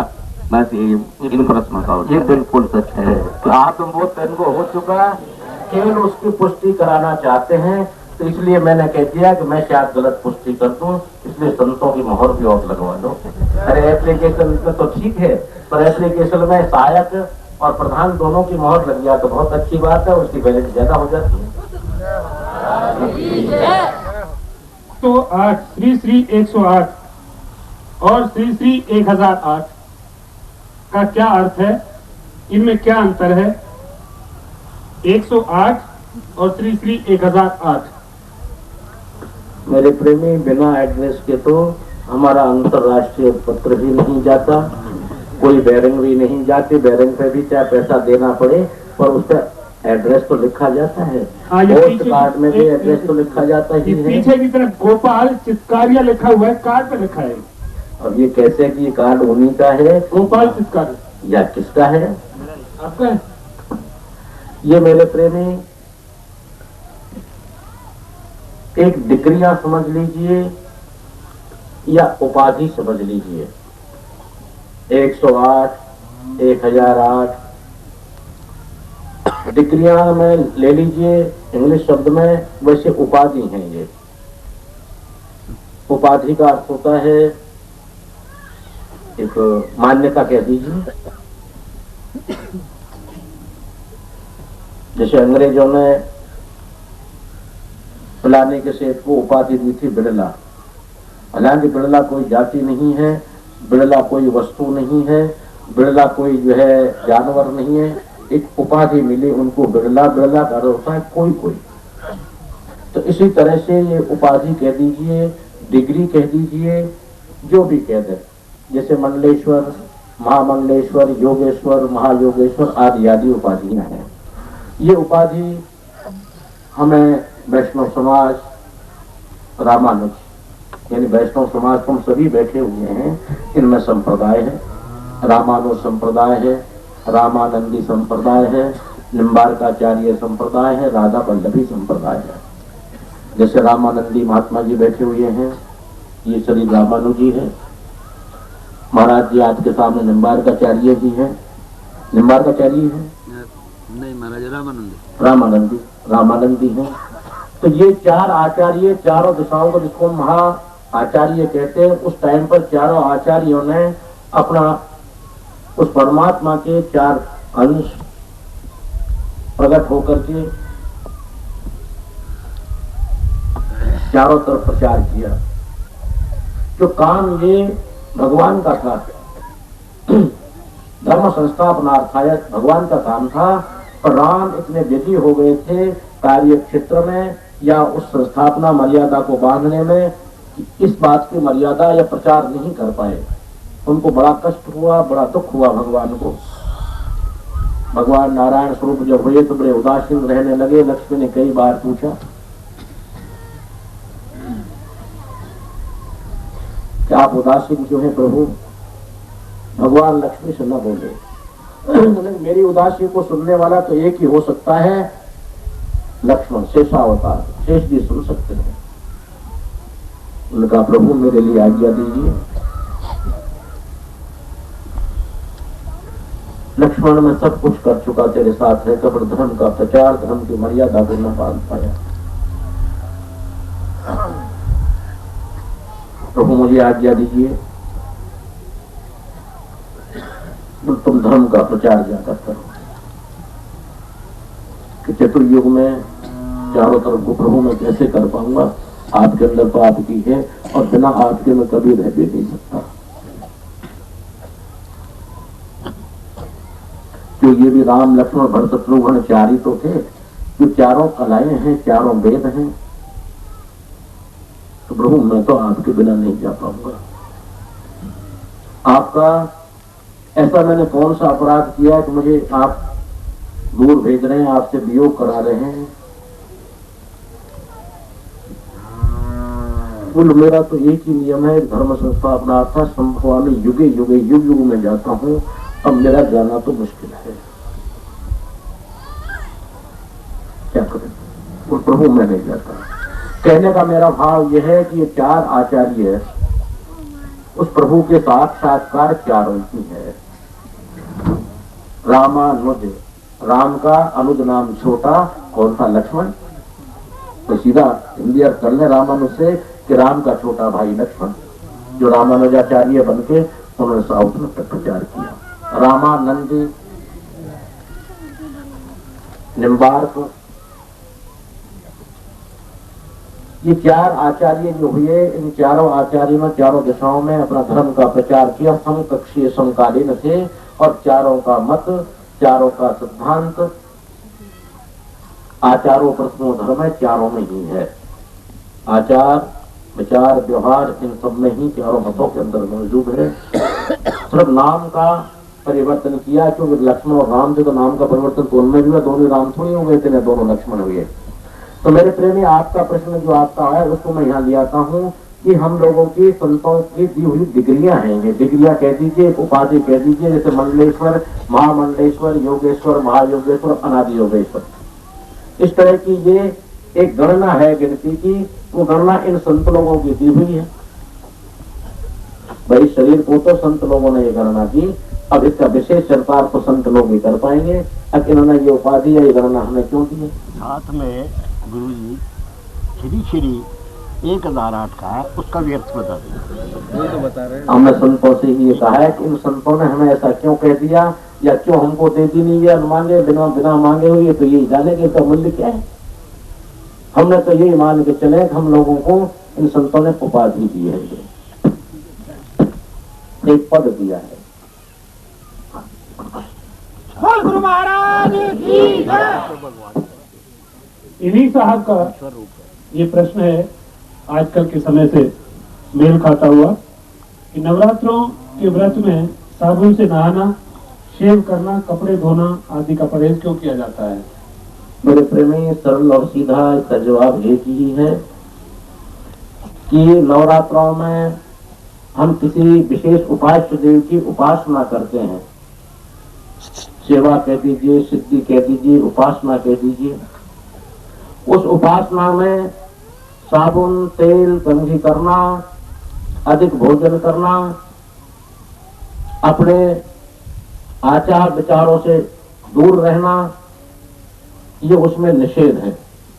अर्थात आहार, व्यवहार, आचार विचार, ब्रह्मचर्य आदि का क्षौर कर्म, अगर आप क्षौरम कर्म कर रहे हैं तो इसके मतलब आप इष्ट के प्रति आपका भाव लेश मात्र नहीं है, जो आपका भाव इस शरीर की सौंदर्यता में बराबर लगा हुआ है। इसलिए मानव अपने शरीर की सौंदर्य या वस्तुओं को त्याग करके एक केवल अनुसरण करता रहे, अनुगमन करता रहे, नामस्मरण करता रहे। नामस्मरण करने वाले के लिए इस त्रिपुलेन आदि आदि उन्मादक हैं, राजसी हैं।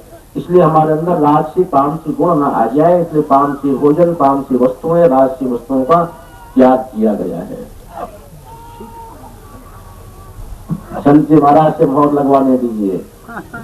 मैं बड़ा सरल सीधा सा बोल देता हूँ कि साधक के लिए इन चीजों से निंदित इसलिए किया गया कि उनमें तामसी गुण उत्पन्न न हो जाए और अपना शरीर का ही ध्यान न रह जाए कि वो आज तो मैंने साबुन नहीं लगाया, पाठ कर रहा हूँ, जाते भी सर्वभूते तो लक्ष्मी रूपेण संस्था, नमस्ते नमस्ते नमस्ते, ओहो आज तो मैंने साबुन नहीं लगाया, शरीर में खुजली चल रही है। देवी प्रसन्नाथ हरि प्रसिद्ध है, प्रसिद्ध मातो जगतो इत्र लगाना भूल गया।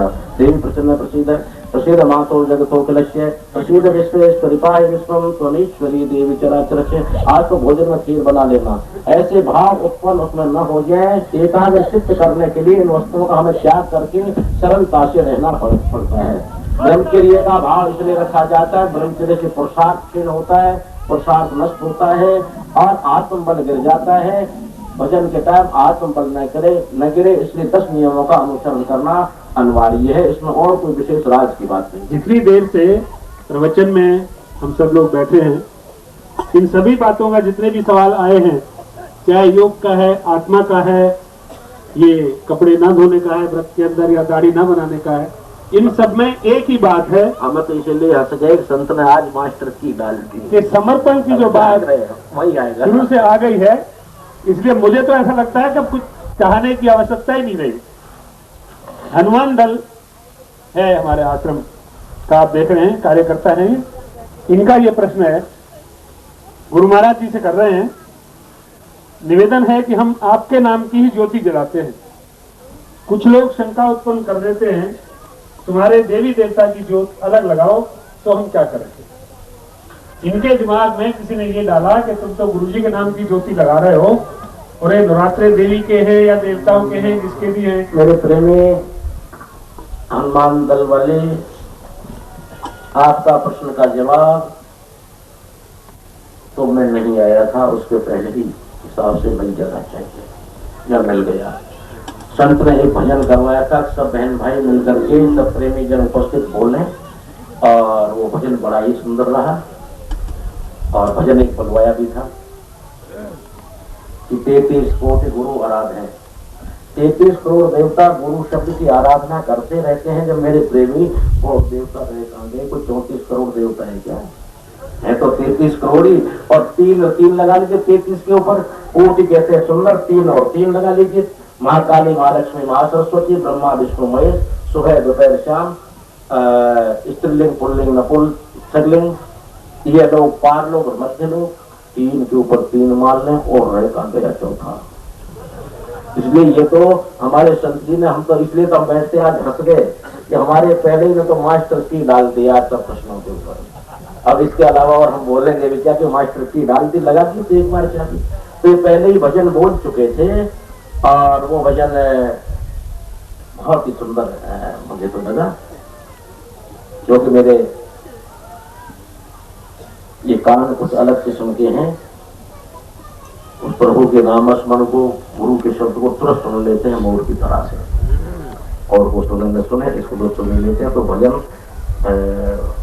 अच्छा ही था।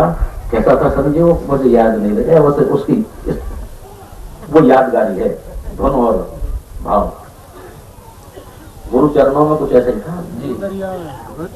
गुरु दरिया में नहाना रे कहीं दूर मत जाना, गुरु दरिया में नहाना रे कहीं दूर मत जाना। और 33 करोड़ का तेही आराधना है, और 33 करोड़ देवता उसकी आराधना करते हैं। भले आदमी तुम किसकी जोत जगाओ, गुरु की जोत जगाते जगाते एक दिन आएगा, गुरु तुम्हारी स्वयं की जोत जगा देगा, और वो देवता लोग तुम्हारी भी आराधना कर देंगे।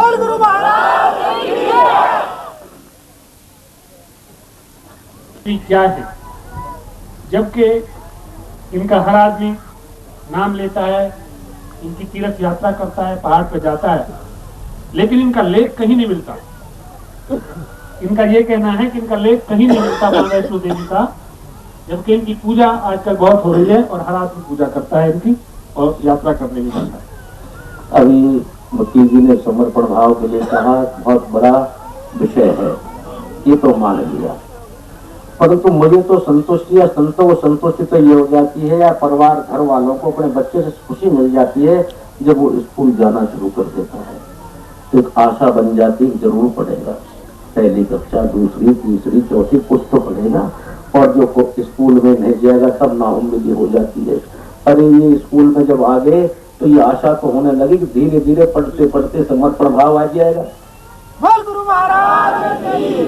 स्कूल में जाने पर ही भाव तो उत्पन्न हो जाने लग जाते हैं, और होते ही रहेंगे। ऐसे ही धीरे धीरे पढ़ते पढ़ते सब कुछ हुए।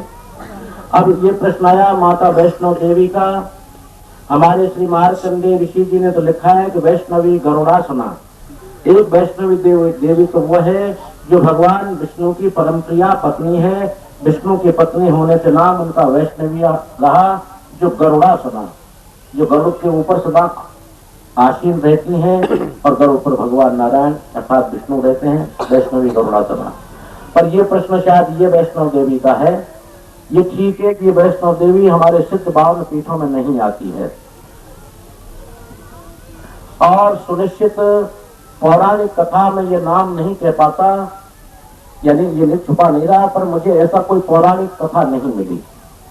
एक संत के द्वारा ही ये प्रसंग हुआ। हमने भी ऐसा ही उनसे कहा कि वैष्णवी गरुड़ासना वो वैष्णवी ये हैं या अलग हैं? वो वैष्णवी गरुड़ासना सिद्ध पीठों में है। हमारे देवियां 52 हैं जो 52 सिद्ध पीठ कहलाई गई हैं, जो माँ सती के अन्य टुकड़े 52 जगह किए गए थे, ये उनमें नहीं है। उन्होंने एक विवेचन अर्थात ये तो उन्होंने भी नहीं कहा किस पुराण से उद्धृत लिए मैंने, पर उन्होंने ये सुनाया संत जी ने कि भगवान राम का जब जन्म हुआ तो उनके ऐश्वर्य आजानुबाहु सुशिरा सुललाट सुविक्रम, उन परम ब्रह्म परमात्मा आजानुबाहु थे, सुशिरा सुललाट और सौंदर्य के परम धाम परम खजाने थे। उनके अंग प्रत्यंगों से ओज तेज टपकता था। अंगों का बनावट प्रमाणित थी।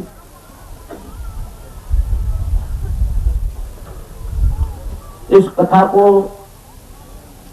यानी इनके पिता रामायण के अच्छे प्रवक्ता विद्वान थे, राम भक्त थे, एक ब्राह्मण थे। उनकी लड़की उन भगवान के रूप को बचपन से सुनते सुनते ध्यान केंद्रित उनको हो गया। ब्याह के योग्य होने लगी तो कहने लगी कि मैं तो पिताजी ब्याह उन्हीं से करूंगी। बोले कीर्तन जिनकी आप कथा सुनाते हो? अरे पुरुषोत्तम पुरुष तो नहीं वो। पिता क्या करते? बोले बेटी भजन कर, भजन के प्रभाव से जो चाहता है भाभी मेट सकें त्रिपुरारी। प्रभु का भजन कर वो भाभी होने वाली को भी मेट देते हैं, जो चाहे वो कर देते हैं भगवान राम। वो तब करने लगी। भगवान राम 14 वर्ष के वनवास के बाद जब उधर से गुजरे तो ये तो अंतर्यामी थे, सबको पता था कहाँ कहाँ कौन कौन भक्त क्या कर रहा है, मेरे की भावना से कर रहा है। उधर से गुजरे तो गुजर करके कहने लगे भगवान के बरम बोली वरदान मांगो। बोले आप मुझे पत्नी स्वीकार करो। बोले ये नहीं हो सकता, क्योंकि इस वक्त में मैं मर्यादा पुरुषोत्तम हूं, इसलिए और तप करो। मेरे पति बनने के लिए तुम्हें तप की जरूरत और है। जब ये तपस्या में और पारंगत हो गई, जो भगवान राम का राज्य काल भी काफी प्रमाण मिलता है। 10 वर्ष सहस्राणी 10 वर्ष शतानि च रामो राज्य मुपासित्वा ब्रह्म लोकम प्रयास्यति। 10 वर्ष सहस्राणी 10 वर्ष का 11,000 वर्ष का प्रमाण आता है राज्य काल का। राज्य काल के दौरान में जो भगवान ब्रह्मलोक या गोलोक धाम को साकेत लोक को जाने लगे, उसके पहले पहुंचे। बोल बरम बोली अब वरदान मांगो, क्या चाहिए? कि मेरा दूसरा जन्म होने वाला है, उसमें सब इच्छाएं पूरी करूंगा। बोल भक्ति देगी, मुझे भक्ति दीजिए। बोलो आपका आप मेरे पति, बोलो वो जो पति की जरूरत थी वो खत्म हो चुकी है, वो आत्मा खत्म हो चुकी, अब नहीं रही, इसलिए मुझे वरदान की अब जरूरत नहीं है। बोला हाँ तेजस्वी, तुम तेजोमयी हो गई हो, ज्योति स्वरूपा हो गई हो, इसलिए हम आए हुए तो निरर्थक नहीं जाया करते हैं। वरदान तो तुम्हें देंगे कि तुम मेरी शक्ति की स्वरूप यानी देवी, ये परम ब्रह्म परमात्मा की जो शक्ति है देवी है, तुम शक्ति स्वरूपा हो करके तुम ब्राह्मण के घर जाकर जन्म लोगी उत्तराखंड में, और तुम मेरा रूप यानी मेरा रूप से मतलब है माँ सीता का या माँ राधा का या अनादि शक्ति का या ज्योति स्वरूप का। तुम शक्ति का स्वरूप बन जाओगी और कलयुग में तुम्हारी पूजा होगी, ऐसा संत जी ने कहा। और ये ब्राह्मण के घर इन्होंने कटरा में जन्म लिया, ऐसा प्रमाण तो प्राप्त है, उनका खानदान भी संभव अभी प्राप्त है। उस ब्राह्मण के यहाँ जन्म लिया, वो ब्राह्मण भगवान राम का परम उपासक और भगवती का उपासक था, पूजा करने ये भी जाती थी। और वहां का जो क्षेत्र का राजा भैरव था, वो इसे विवाह के लिए कामासुर ऊपर जब पीछे लगा तो वो पिंडी के रूप में परिणत हो गई और 3 पिंडियां प्राप्त होती हैं, वरना एक वैष्णो देवी 3 रूप में नहीं हो सकती। इससे साबित होता है कि वरदानी बाप थी, इसलिए महाकाली, महालक्ष्मी, तो उन्होंने कहा शक्ति स्वरूपार हो, ये नहीं कहा तो काली स्वरूपार हो, लक्ष्मी स्वरूपार हो या सरस्वती स्वरूपार हो, ऐसा नहीं कहा। उन्होंने कहा शक्ति स्वरूपार हो। अब शक्ति तीनों ही है, महाकाली, महालक्ष्मी, उन्होंने तीनों की 3 पिंडियों के रूप में परिणत हो गई। ये मुझे संत जी ने सुनाया। मैंने कहा किस पुराण से सुनाया है आपने?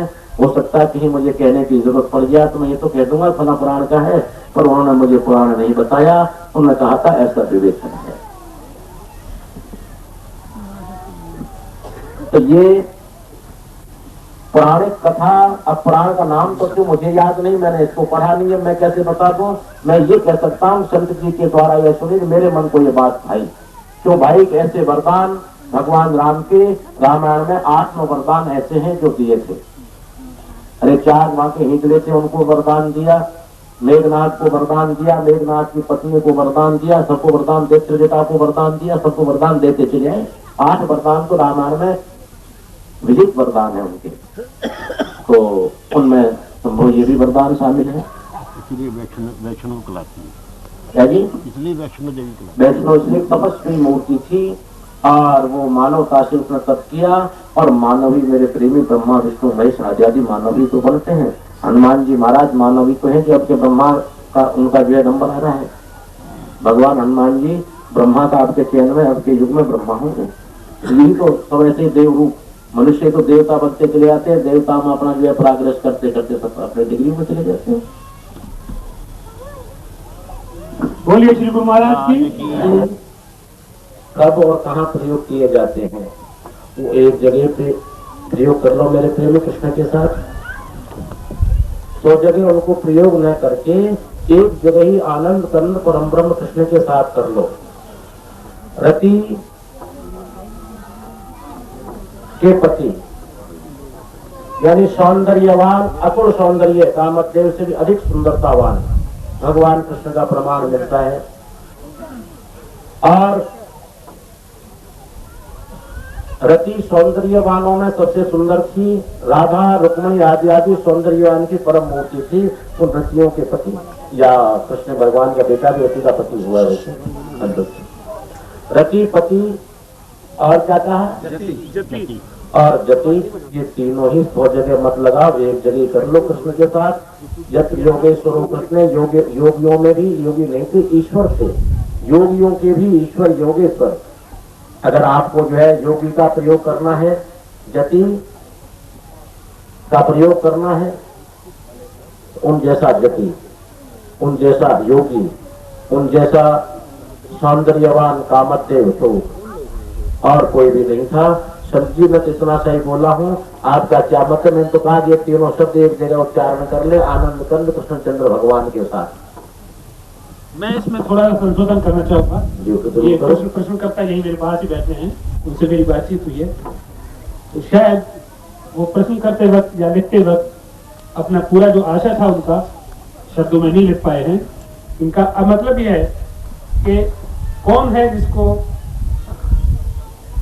रति का पति माना जाए, कौन है जिसको सही रूप में पति माना जाए, और कौन है जिसको सही रूप में जति माना जाए। ये तीनों शब्द किसके लिए प्रयोग होते, कौन ऐसा है? भाई इन तीनों शब्द जो है आपको एक ही जगह मिल जाएंगे, मैं फिर वही कहूंगा, वो तो वही अक्षर का नाम है। शायद आप लोग समझ ही गए होंगे। सद गुरु, शायद हमारे पूर्व आचार्य श्री ने ये भगवान कृष्ण के साथ आपने संबोधन जो जरूर किया कि जब तो योगेश्वरा पार्थो जब तो कृष्णो धरुधरा। कृष्ण योगेश्वर तो है, योग के ईश्वर तो जरूर है, लेकिन शायद यति का संबोधन अगर कृष्ण के साथ करे तो ये सुशोभ नहीं है, क्योंकि ये तो यति ईश्वर है, तो ये तो ईश्वर है, तो ईश्वर यति नहीं होते। लेकिन सदगुरु जो है वो रतिपति और यति भी, तो जहाँ यति है वहाँ रतिपति, ये दोनों ही विराजमान है। इसलिए यही सुंदर नाम जो है रतिपति और यति का प्रयोग इन्हीं नामों के साथ सार्थक है।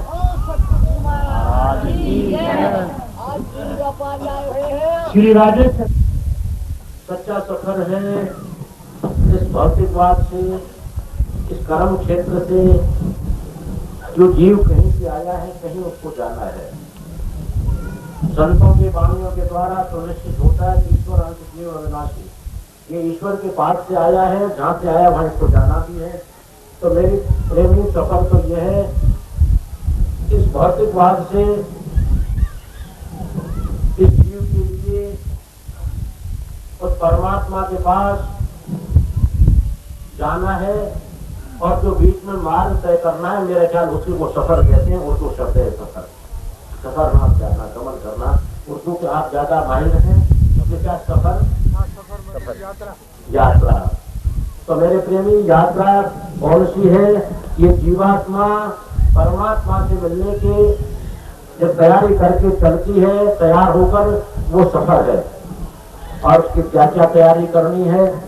वैसे तो मैंने हंसी, मुझे पहले आज बैठते हंसी का विषय तो मैं कई बार कितना बार कहूँ, हंसी आ गई कि मास्टर की डाल दी। इसलिए गुरु को सुपुर्द कर दो, वो अपना सफर ट्रेन में बैठा कर, नौका में बैठा कर, नानक नाम जहाज आपने देखा ही होगा, तो जहाज का काम गुरु कर देता है, उसमें बैठा करके सफर को पूरी कर देता है। अगर इतना न कर सके तो कोई बात नहीं है। सफर करने के लिए 4 काम का करना बहुत जरूरी है। लिया और दिया, लिया दिया तेरे सफर चलेगा, और धर्म कर्म का नाता है। ये 4 चीज तुम्हें करना सफर के लिए जरूरी है। लिया क्या? प्रभु का नाम, गुरु का नाम लिया, और दिया परहित के लिए, पर कल्याण के लिए दान दिया, या कर से कुछ किया। तो कार सेवा, कर सेवा कहते हैं। उसी शरीर पंच भौतिक से, मन से, तन से, धन से, वचन से किया। क्या किया? परहित किया, पर कल्याण किया। तो लिया, लिया तो क्या? प्रभु का नाम, गुरु का नाम लिया, और दिया, हाथ कर से दान दिया, सत्कर्म दिया, और चीजें दी। ये 2 चीज लिया और दिया तेरे संग चलेगा। और नाते रिश्ते भी बहुत जरूरी हैं, पर यह अंकल आंटी साथ नहीं जाएंगे, न डैडी, न मम, न डैड, कोई नहीं जाएगा। अरे नाम तो हाँ हंस गए, जो आजकल तो जो है मम्मी से तो मम रह गई, मम, और डैडी से केवल शब्दों में आजकल सुनता हूँ डैड। हाँ डैड है जी। नमस्कार जी, राम राम साहब ऐसा कहा करते थे। नमस्कार जी, गुरु महाराज दंडवत, ऐसे ऐसे शब्द थे। नमस्कार से अर्धवाक्य हो गया नमस्ते, आधा ही शब्द रह गया नमस्ते, एक हाथ दूर हो गया, एक रह गया। उसके बाद में टाटा, पाथर हो गई बाय बाय, और आज डैड डैड हाय हाय, अभी बाय बाय था, हाय हाय डैड, हाय हाय मम, हाय हाय। तो भाई अब मैं गलत कह रहा हूँ, हाय हाय नहीं हो गई क्या? हो गई। मैं तो कभी कभी सफर को मैं चला जाता हूँ वहाँ हवाई जहाज पर, तो मैं तो ऐसा ही देखता हूँ। लड़की ज्यादा बोलती है जी, हाय हाय, लड़की ज्यादा बोलती है। लड़की बोले क्या, लड़के बोले क्या, उतना तो मैंने ध्यान नहीं दिया कौन बोल रहा है, पर ऐसा मैंने देखा है। प्रश्न क्या था? ये पीछे रखा है सफर की तैयारी। हाँ, सफर की तैयारी कैसे करें? सफर की तैयारी तो ये नाते रिश्ते तो प्रेमी साथ नहीं जाएंगे। धर्म और कर्म, कर्म कहते हैं उस प्रभु के नाम पर और समाज की पर सेवा पर जो कर्म किए जाते हैं वो कर्म बाधित प्रेमियों धंधा कर रहे हैं, रोजी रोटी का साधन है, उद्योग है। जो बार बार मैं कहता हूँ, हम जो कर्म मान बैठे ये बिल्कुल कर्म नहीं है, ये धंधा है। जो अपनी मर्जिया कोई व्यापार करे, मर्जिया दुकानदारी करे, मर्जिया सर्विस करे, मर्जिया जो करे, ये धंधा है। इसलिए धंधे के अलावा कर्म की व्याख्या अलग है। वो कर्म की व्याख्या है प्रभु के नाम के लिए किया जाए, परहित के लिए किया जाए और उसमें स्वार्थ भावना न रखी जाए, ऐसा कर्म। तो और धर्म धार्यते सैव धर्म, ऐसा विवेचन संत लोग करते हैं, विद्वान लोग करते हैं। पर किस चीज को धारण करे? जो गुरु की वाणी हो, संतों का मत हो और संत मत से न्याय संगत हो, या वेदों का प्रमाण हो या पुराणों का प्रमाण हो। ऐसा जो कही हुई शब्द है उनको धारण कर ले। धर्म और कर्म ये दोनों साथ में चलेंगे। तैयारी बता रहा हूँ प्रेमी। तो दो साथी बना लो, दो गवाह बना लो, दो मित्र बना लो मार्ग के लिए। यहाँ भी तो मित्र बना लेते हैं, पर बिना मित्र के नहीं रहते। वहाँ के भी सच्चे मित्र बना लीजिए, सच्चे नाते रिश्ते बना लीजिए धर्म और कर्म के। लिया और दिया, चार वस्तुओं की तैयारी उस मार्ग के लिए कर लो, कभी रोना नहीं पड़ेगा, वरना तो रोएंगे। फिर काले कर्म में ईश्वर ही मिथ्या दोष लगाए, फिर झूठा दोष लगाते रहेंगे अपन और पछतावा रह जाएगा। इसलिए ये चार तैयारी तो जरूर करनी है। और वो पूछेगा जरूर वहाँ कि मैंने तुझे भेजा है, तेने मेरे लिए क्या किया है, मेरे लिए क्या लाया है, तो सब तो पूछेगा वो। तो ये दोनों जो शब्द पूछे तो ये चीज आप क्या दिखा दीजिए, धर्म और कर्म। अपना आप जवाब दे लेंगे। जो आपके दोनों वकील है, वो वकील आदमी को कम बोलने देता है। बोले तुम मत बोलना, चुप रह जाना, मैं जो बोलूंगा वो सुन लेगा। धर्म और कर्म दोनों जो है वो तुम्हारे वकील हो जाएंगे। और लिया और दिया, उससे वकील की फीस हो जाएगी। लिया और दिया, कुछ वकील से लिया कुछ दिया, तो उससे फीस हो गई। इसलिए लिया दिया की फीस तैयार कर लीजिए और धर्म कर्म रूपी दोनों वकील तैयार कर लीजिए। आपकी तैयारी हो गई, आपका मार्ग सुनिश्चित और सुरक्षित हो गया। आपको और करने की जरूरत है ही नहीं। बोलो गुरु महाराज की जय। ग्राम कमरावली, तहसील पलवल से सज्जन बलराज जी आए हुए हैं। उन्होंने गुरु महाराज ये पूछा है कि शिव जी को अर्धनारीश्वर क्यों कहते हैं, और वो अगर अर्धनारीश्वर हैं तो कैसे हैं? अर्धनारीश्वर क्यों कहते हैं? जो उनका आधा अंग माँ पार्वती का है, इसलिए अर्धनारीश्वर हो गए। जो आधे अंग में भगवान शिव की झलक है, आधे अंग में माँ पार्वती की झलक है, अर्धनारीश्वर ये कहलाए। अब क्यों कहलाए? तो यूँ कहलाए उनमें झलक जो है आधे माँ भगवती की और आधे भगवान शिव की नजर आती है। कब कहलाए? प्रश्न उठा। भगवान अनादिश्वर सब प्रकार से कल्याण करता शिव, जो वैसे लिखा सत्यम शिवम सुंदरम, सुंदर है, कल्याण से करता है।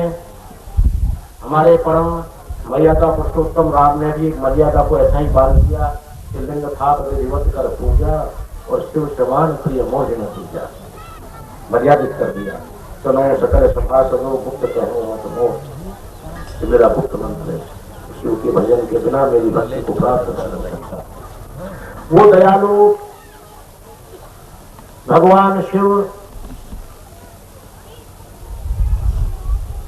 भगवान नारायण के अनन्य भक्त हैं। राम को तो भगवान जपते हैं, पर ऐसा भी प्रमाण आया कि नारायण प्रिय मनंग बदा पहारम वाराणसी पुरपतिम भज विश्वनाथम। पूरा श्लोक है। गंगा तरंग रमणीय जटाचलापम गौरी निरंतर विभूषित बाण भागम। नारायण प्रिय मनंग बदा पहारम वाराणसी पुरपतिम भज विश्वनाथम। तो नारायण प्रिय तो भगवान है ही। जो वैष्णव नाम प्रथम शिव, वैष्णव में प्रथम पद भगवान शिव को प्राप्त हुआ। वो भगवान शिव अकाट तपस्या, अघोर मत घोर मत, अघोरेभ्यो तो घोरेभ्य, घोर घोर तरेभ्य, सर्वेभ्य सर्व सर्वेभ्यो नमस्ते अस्तु रुद्र रूपेभ्य। अघोर तपस्वी थे, परंतु जब जब भगवान जन्म लेते तो उनका उत्सव, उनके आनंद के लेने के लिए उन क्षेत्रों में जरूर पधारते जहाँ भगवान का प्रादुर्भाव हुआ है। भगवान आनंद कंद पूर्ण ब्रह्म परमेश्वर कृष्ण का जब प्रादुर्भाव हुआ तो बाल लीला देखने के लिए भगवान शिव लीलायित होने लगे। पर भगवान आनंद के बाल लीला ही अलग प्रकार की थी। गोपिकाओं के साथ नृत्य करना, अब वो संत साधु क्या नृत्य करना जाने, पर ललायित हो गए। परमात्मा की लीला तो मुझे देखनी ही है हर हालात में।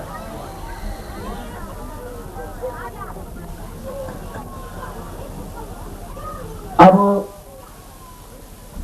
भगवान ने ऐसी कुछ प्रतिक्रिया भगवान शिव के साथ जान करके या जिस तरह से भी ये निर्णय कर दिया कि यहाँ पर पुरुष वेश नहीं आएगा, केवल नारी ही आएगी। भगवान तो कहने लगे मैं तो लीलाओं से वंचित हो गया, अब क्या करूं, कहाँ जटा कटाऊं, कहाँ क्या करूं। अब ये जटा कटाए बिना तो, ये दाढ़ी मुंडवाए बिना तो भगवान का आनंद आएगा नहीं। अब मैं कैसे करूं। चिंतित स्थिति में ये लीला मुझे अवश्य देखनी है, परमात्मा की ऐसी चिंतित स्थिति में हो गए। उस वक्त में भगवान ने कहीं तो ऐसा प्रमाण आया, ब्रजराज में तो सखी का रूप धारण किया, इसलिए गोपेश्वर ने गोपियों का रूप धारण किया। पर वो साधारण गोपी का नहीं, वो मां भगवती के स्वरूप में ही या गोपी बनकर के वहां चले गए। भगवान शिव को देख करके कृष्ण को तो मुस्कुराना था ही था, अवश्य किए। तो कहीं तो प्रमाणित ऐसा होता है कि उस वक्त भगवान शिव उस आधे भेष को, नारी के भेष को उन्होंने कायम रखा। क्या पता भगवान की लीला कब हो जाए बार बार, तो कम से कम इधर से तो दिखा दूंगा मैं नारी हूं, वैसे भगवान कहेंगे तो मैं गोप हूं। ऐसा प्रमाण भी आता है। और कहीं कहीं प्रमाण ऐसा भी आता है कि नारद जी ने जब माँ से कहा, एक बार तो कहा कथा के संबंधित और अमर कथा तुमको नहीं सुनाई, भगवान तुमसे प्यार नहीं करते, और अन्य प्रकार की बातें उन्होंने की। वैसे भगवान शिव माँ भगवती से अनन्य प्यार करते हैं, जब तो मुंडमाला गले में डाल रखी है 108। जब जब उनका जन्म हुआ मुंडमाला गले में डाल लेते हैं, मोह के बशभूत प्यार के बशभूत। परंतु नारद जी ने उनको बहका दिया, कहने लगे कि माँ तुझे तो ये नहीं चाहते। लाख उन्होंने कहा, भगवान शिव ने कि ऐसा नहीं है, मैंने मुंडमाला डाल रखी है और क्या क्या प्रमाण दूं, तो मेरे हृदय में बस रही है, जो जो भी कहते हैं उसका नहीं मानी। बोलो पार्वती अगर ऐसा है तो देख मेरे आधे अंग की तू मालिक नहीं है, तो निगाह करके दे। तो उन्होंने आधे अंग में माँ भगवती का रूप दिखाया, तब अर्धनारीश्वर कहलाए। ये दो तरह के प्रमाण प्राप्त होते हैं। और संत जी बैठे मेरे हम यहाँ को करें नहीं, तो संत मत से मतलब ये कुछ ठोस वातावरण होती चली जाती है सत्संग की। गुरु महाराज की जय। सुनाया मैंने ये साधारण तरीके क्यों कि भोजन का टाइम हो गया। वकील जी भोजन के लिए अनुमति दे दी जाए, प्रेमियों को, बच्चे जरा भूख से पीड़ित हैं, भोजन का देख लिया जाए। मेरे ख्याल सब तैयारी है।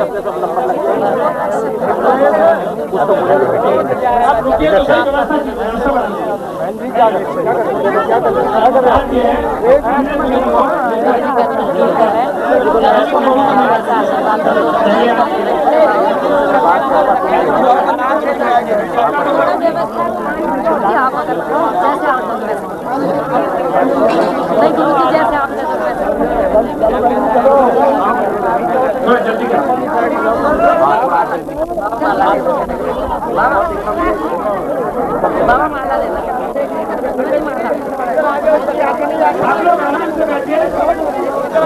कोई भी सज्जन हमारी व्यवस्था में खड़े जाने की कोशिश न करें। हमारी सरकार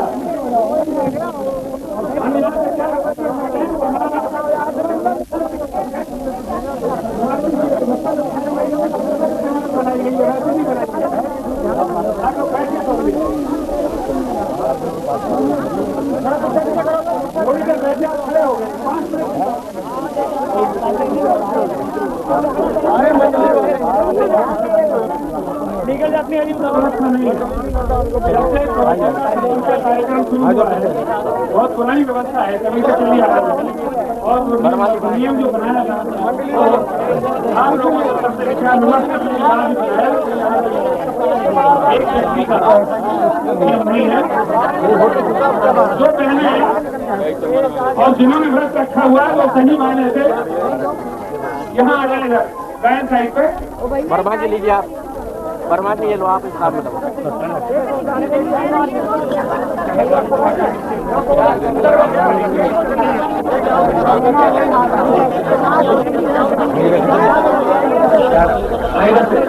आप लोग क्या कर दिया? ये आपकी मंजूरी से जो बहना व्रत रख के आ रही है उनको पहले ताकि बच्चों को किया हुआ है उनके लिए छूट आपके कहने से भी आपकी ये थोड़ा सा आप आपस में भिड़ने के बजाय अपना सामान सामग्री जो भी फल फूल रहे हैं वो निकाल रहे हैं, यहाँ के सामने निकालते हैं फिर भिड़ नहीं।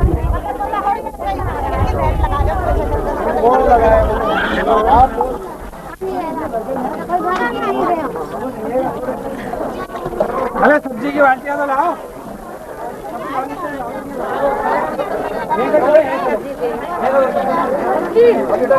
बाटी कहाँ गए?